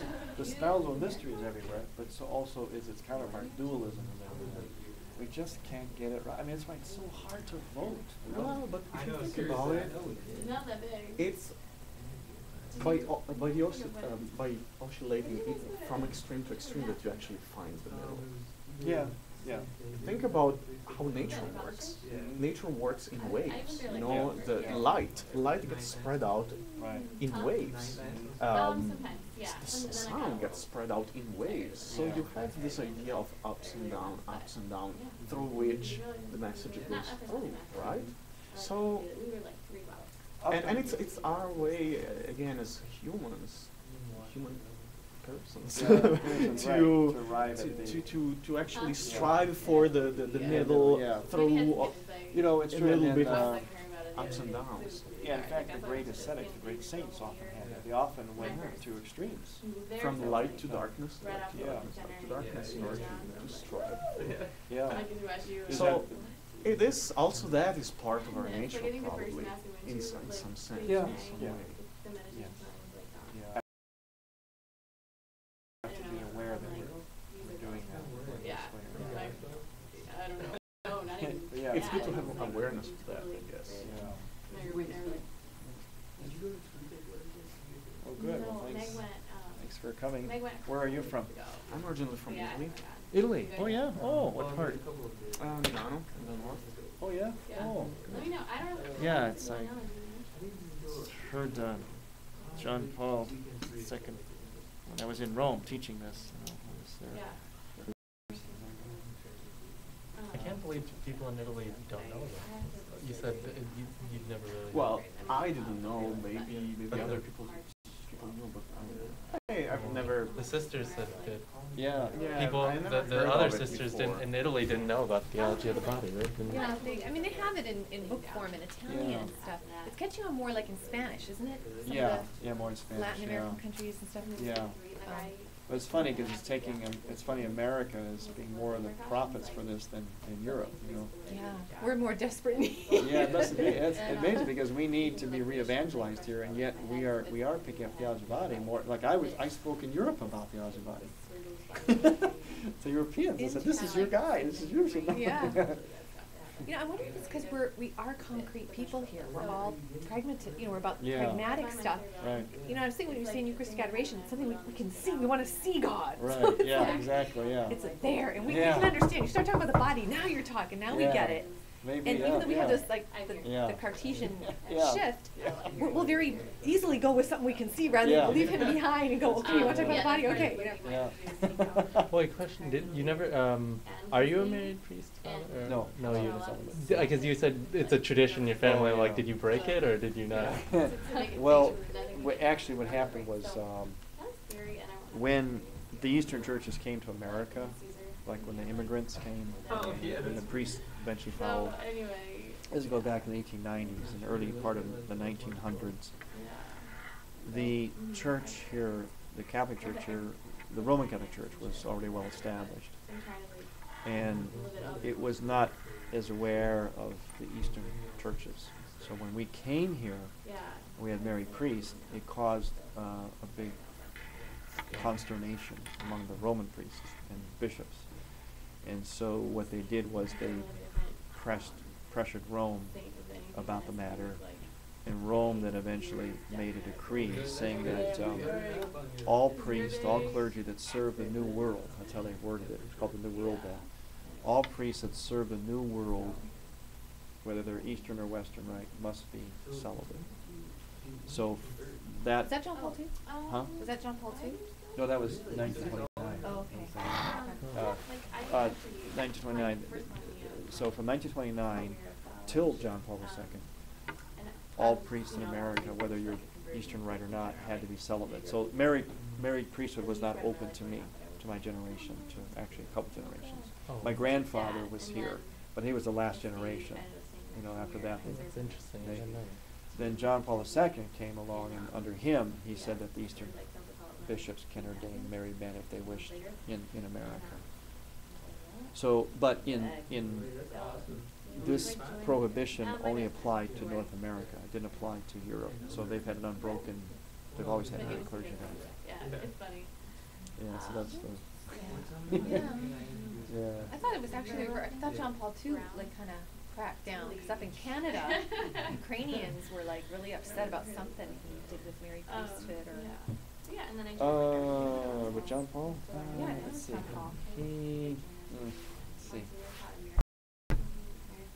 Well, allowing like audited it. the bishop, no, that's how it would be anyway. The bishop would ordain married. That's how it is all over the world. It's not that, because you have to get married before When I joined, I you was get not- ordained. I was not Catholic. It was 0. Yes, if you're married Yeah. before you're ordained. And, Yeah. So, yeah, there was a little time at the beginning. I think he was.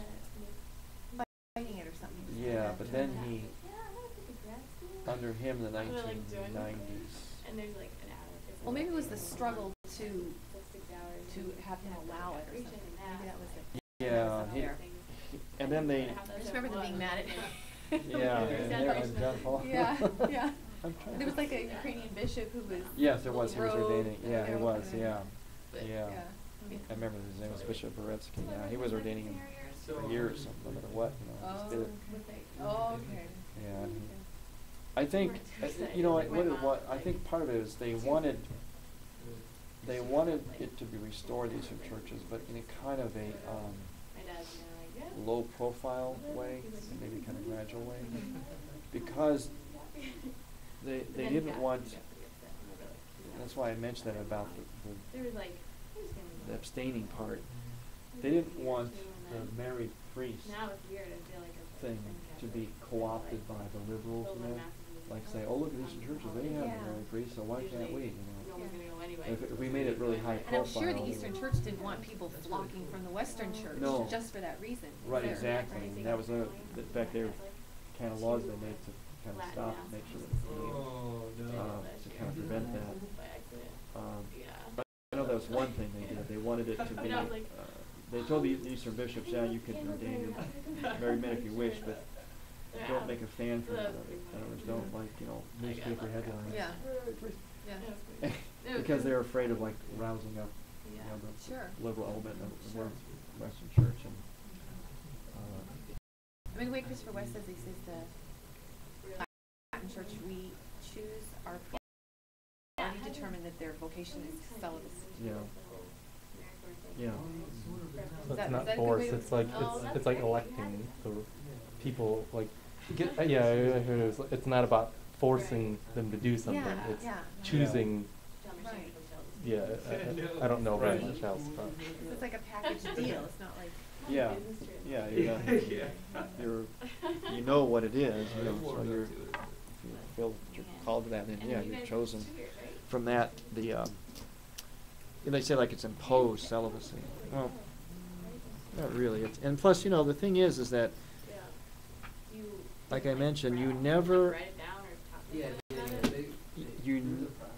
even historically in the church, the question of whether priests should be celibate across the board, East and West, was always a question.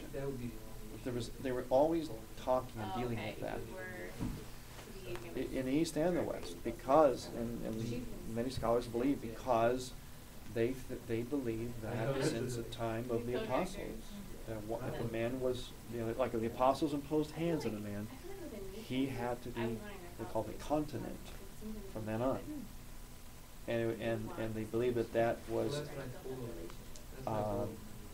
always an element of ordination.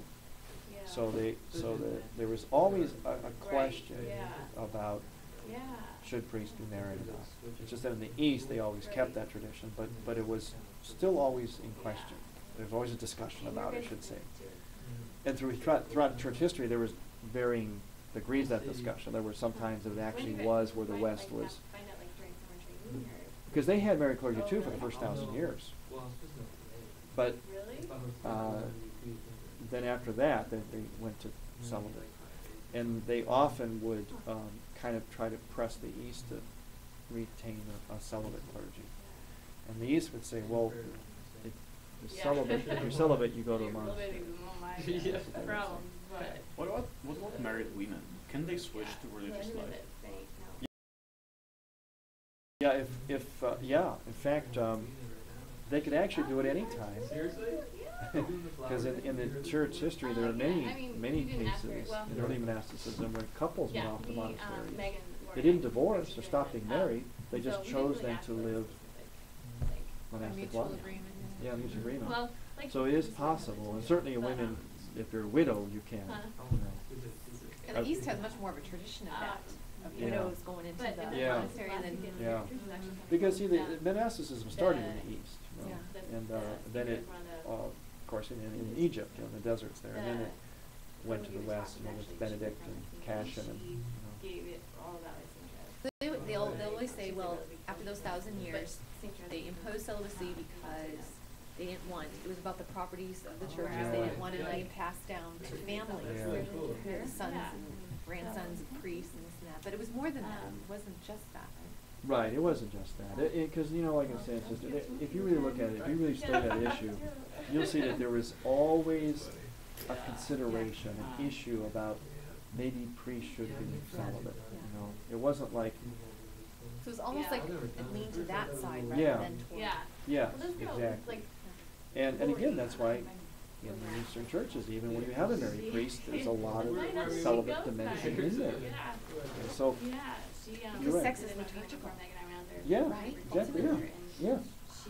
And again, it's the eschatological, the priesthood is eschatological, because it's the high priest Christ. It's image of the high priest Christ who's in heaven, you know, who's, you know, celibate or whatever, you know, singular. And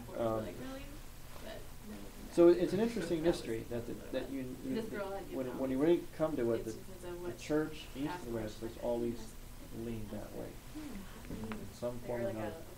Because even in when you even have though in practice they did, yeah, still Well, they lean in the sense that that element was like, never that's what she out of was it. going It was Right. always, Right. and there's an interesting relationship or reverence that the married priests have in the Eastern churches for the monastic. And they choose the bishops from the Yeah, they choose a bishop of the celibates. Yeah, and in fact, the teaching in the Eastern Church is if you're a celibate and you're in a parish, you're supposed to at least be attached to or connected with the monastery. In other words, you may not live there, but you should have like a. And most of us do.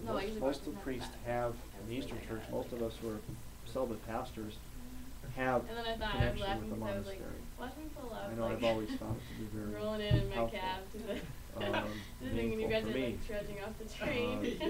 Soaking wet. Necessarily We just Eastern got out of the rain. monastery? Eastern Rite Monastery? Both, Western and Eastern, yeah. But yeah. Yeah, I keep a connection with the Benedictines here, you know, and, in Lyle, Today. But yeah. which is a bi-ritual monastery, actually. And then we have the monks, I have, and our Eastern monks too, a couple monasteries over Quebec.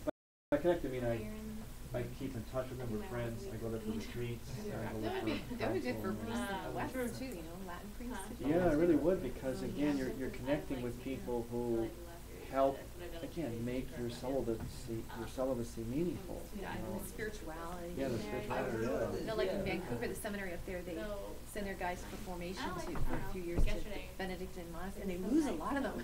Oh, So the yeah. Benedictines, Yeah. they don't Yeah. care, because they want their priests to have a really profound spiritual Yeah. life, liturgical life, Right. get formed into something that they Right. can fall back on. and- Right, exactly, yeah, you have to, you really are a monk in a sense. You're a monk, but in the community, or you have to have you have to have a monastic a dimension to your life. You know, I swear my dad was like an encouragement. He was married twice. My mother was his second wife. 2 miles. His first wife and died. I'm like, But he Yeah. had his little, he used to call it his oasis, his office, and like he would spend hours in there, like, but Yeah, yeah. you know, like he had this, I feel like I know, like, my little I mean, he was very much a dad, too. He was very present, but he had this like, Yeah. this side of himself that was very alone, you know? Like, Yeah. prayerful and contemplative. He was a very contemplative guy, Wow. like very, it was interesting, See, you know? That's how I Yeah. feel about my grandmother, because there was, I don't know, they got married in Vietnam, but my grandfather isn't really a good guy, and they sort of had a fight, but they're still married, but she's like almost like a nun. Oh, She's always like, so devoted and she always taught me all the prayers. Well, you know, at St. John Chrysostom, great father of the Eastern Church, said that all Christians, and even married people, have to be good monks. That's another thing I didn't get into tonight, but maybe next time with marriage. But that, unless you have a monastic development dimension to your marriage, you won't have a good marriage. In other words, you should look at a married person and say they would be a great monk. And conversely, you should look at a celibate and say they would make a great wife or husband. Really, that's how, because it's that spousal mission that's in both, you know. And in fact, the greatest. Look at couples that practice NFP and so on. That's a monastic dimension of their marriage. And that's why they usually have good marriages. So, like your father, or people who have a monastic dimension to their lives, even if they're married, usually make very strong married couples. And marriage is, in fact, it's, you have to, it's very monastic in many ways, you know. There's a schedule. Yeah, the schedule. Not denial of self. You know? Kids out the door, go to work. Yeah, exactly. Yeah. That's funny.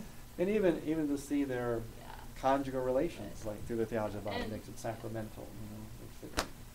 Makes it in a sense monastic, and you're bringing the holy to that, even to that. So that's it's really old, but it's new for us, you know. Yeah. It's like, and just think how different the world would be if we could just realize how secular we are. If we just really would really just live and breathe the sacramental life. You know, whether you're married or celibate, it's a different world. Again, that even in politics and everything, what do they say? Oh, well, first thing a Catholic candidate has to do is put his Catholicism on the shelf. You know, like that's some kind of virtue. Like, oh no, all right, I won't let my Catholicism interfere with my politics. Everybody goes, oh, good, thank God. You know. No, that's the best thing That's he why could we're do. voting for you. Yeah, Not because so- you're Catholic, but because you have these ethics Yeah, exactly. that you're going to make good decisions out of. Right, exactly. That you know you're gonna if you have the Catholic ethos, it would be the best thing. It would be the best economy. It would be the best environmental plan, the best health care and all that. And that's so they should be upfront about it. They should, like the comedian, they should say, "You're darn right, I'm Catholic. It's the best thing for America." And let me tell you why. You know, what part of love, justice, fairness. Jon Stewart's Jewish, and he's always talking about being Jewish. Oh, What that's like. the Jewish people. That's another thing. You got to hand it to them. They're constantly telling their story. They're constantly putting their Jewish stuff out front. All the comedians, they almost never, ever miss a chance to say a Jewish comedian will always make a crack about being Jewish. All the time. They never miss a time to put their stuff out there. We're like, well, I don't know what you call them, Catholic. You know. Yeah, apologize. Yeah. They got to say, oh yeah, Catholic is the best thing for you. What are you talking about? Well, what kind of love and fairness and justice don't you want? You don't want that for our country? That's what my Catholicism does. It makes things fair and loving and just and compassionate and equal. You have a problem with that? That's what we have to do, really. We have to I guess give some people do have a problem with that, right? Yeah. Yeah, we've been just and equal And fair and loving and compassionate. yeah, no, they actually, I mean, Well, a few weeks before the election, I was talking to a guy who has some public office, went there for some paperwork, and he started talking politics, and he was like, oh, why should I give my money to the government so that the government can redistribute it to whatever people I want? I'm earning it, so it's mine, and I need to blah, blah, blah, blah, blah. Like having You your have roads this, paved. you have this nice work, but not everybody is so fortunate as you are. Oh, luck has nothing to do with this. I'm working hard, and this is why I have this. Well, I'm working hard too, but I still feel that 99% of what I have is like more of a gift rather than something that I earned. So, Keyword gift.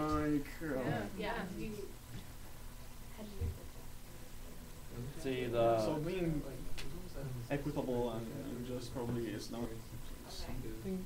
It's not a priority for somebody. or sometimes they believe it. They just believe it in a different way. What they think is just and all that. Like they'll say, "Well, I earned this money, but I'll decide myself if I want to give it to some, charity." Yeah. They don't want the government to say, "Okay, you owe him now." But at the same time, this attitude you're expressing is actually very, in a sense, well, it's secular, but it's also in a sense positive. It's I earned this, I'm justified, and then the Catholic one comes in and it balances that. Like you're saying, you say, okay, yeah, you earned that, but isn't it mostly gift? Is it really just yours? And that's the kind of, like the Pope says, we're supposed to bring that kind of reasoning. The more I see my life unfolding, and the more I realize I'm having more success, and I'm accomplishing things, whatever. Sure, I work hard, I do a lot, but I realize that, if it was just for my work, it probably wouldn't be that successful or that thing. Right. There's so much that other people and, I believe God and the providence contribute to Right. it, that I just don't feel like I'm the master of my own work. It's like, I'm making my part, but it's still part of something greater than Exactly. And that's a sacramental worldview. What you just said. That's a Catholic worldview. It's a correct one. One that would be more compassionate, more fair, more equitable for humanity. See, now, what if everybody thought that way? Look how things would be different in the economy. Then you wouldn't have this tension, the has and the have-nots, that guy's got his, I don't have mine, he owes me, and the other guy's, no, I work, you get yours, it's like back and forth nonsense. And the politicians just try to appease each one. They just try to come up with programs that's going to appease, without speaking this. If they speak, I believe that if there was a candidate that really spoke spirituality in sense, and there was told the truth about, I think that's the one that really would have won. Huh? Would have said things like this. Yeah, would have said things like, look, Yeah. like why couldn't any of them? I saw them these town hall meetings. Why couldn't any of those candidates, McCain or Obama, have turned to the people and said, you know what's wrong with the economy? It's you and me. We're all to blame. The only way out of this is we have to change our habits. They even show mathematically how it works. Yeah. But they wouldn't come anywhere near that kind of Yeah, stuff. like It's challenging all, people, like. Yeah, they're trying. It's always about, well, that guy over there did it. We're going to get those big guys and punish them for, yeah, that's right. You know, or this policy or that policy. There's nothing to do with policy. Nothing. It's about spirituality. Spirituality will result in good economy. And if they would say that to people, I really think that's the guy that would have won. Because even though people don't like me, they like to hear it. Everything the train is bus. You know, human beings, the truth does resonate in us, you know, once we hear it. You don't like it at first, it does. And I think that's the person. But they won't say what really has to be said. Right. And I feel it's really too bad that McCain like backpedaled on even like the end of he had, that bipartisan bill, to do what his party wanted him to do. Yeah. And I think a lot of people would have wanted that. People who voted for Obama like that kind of thinking, you know, of like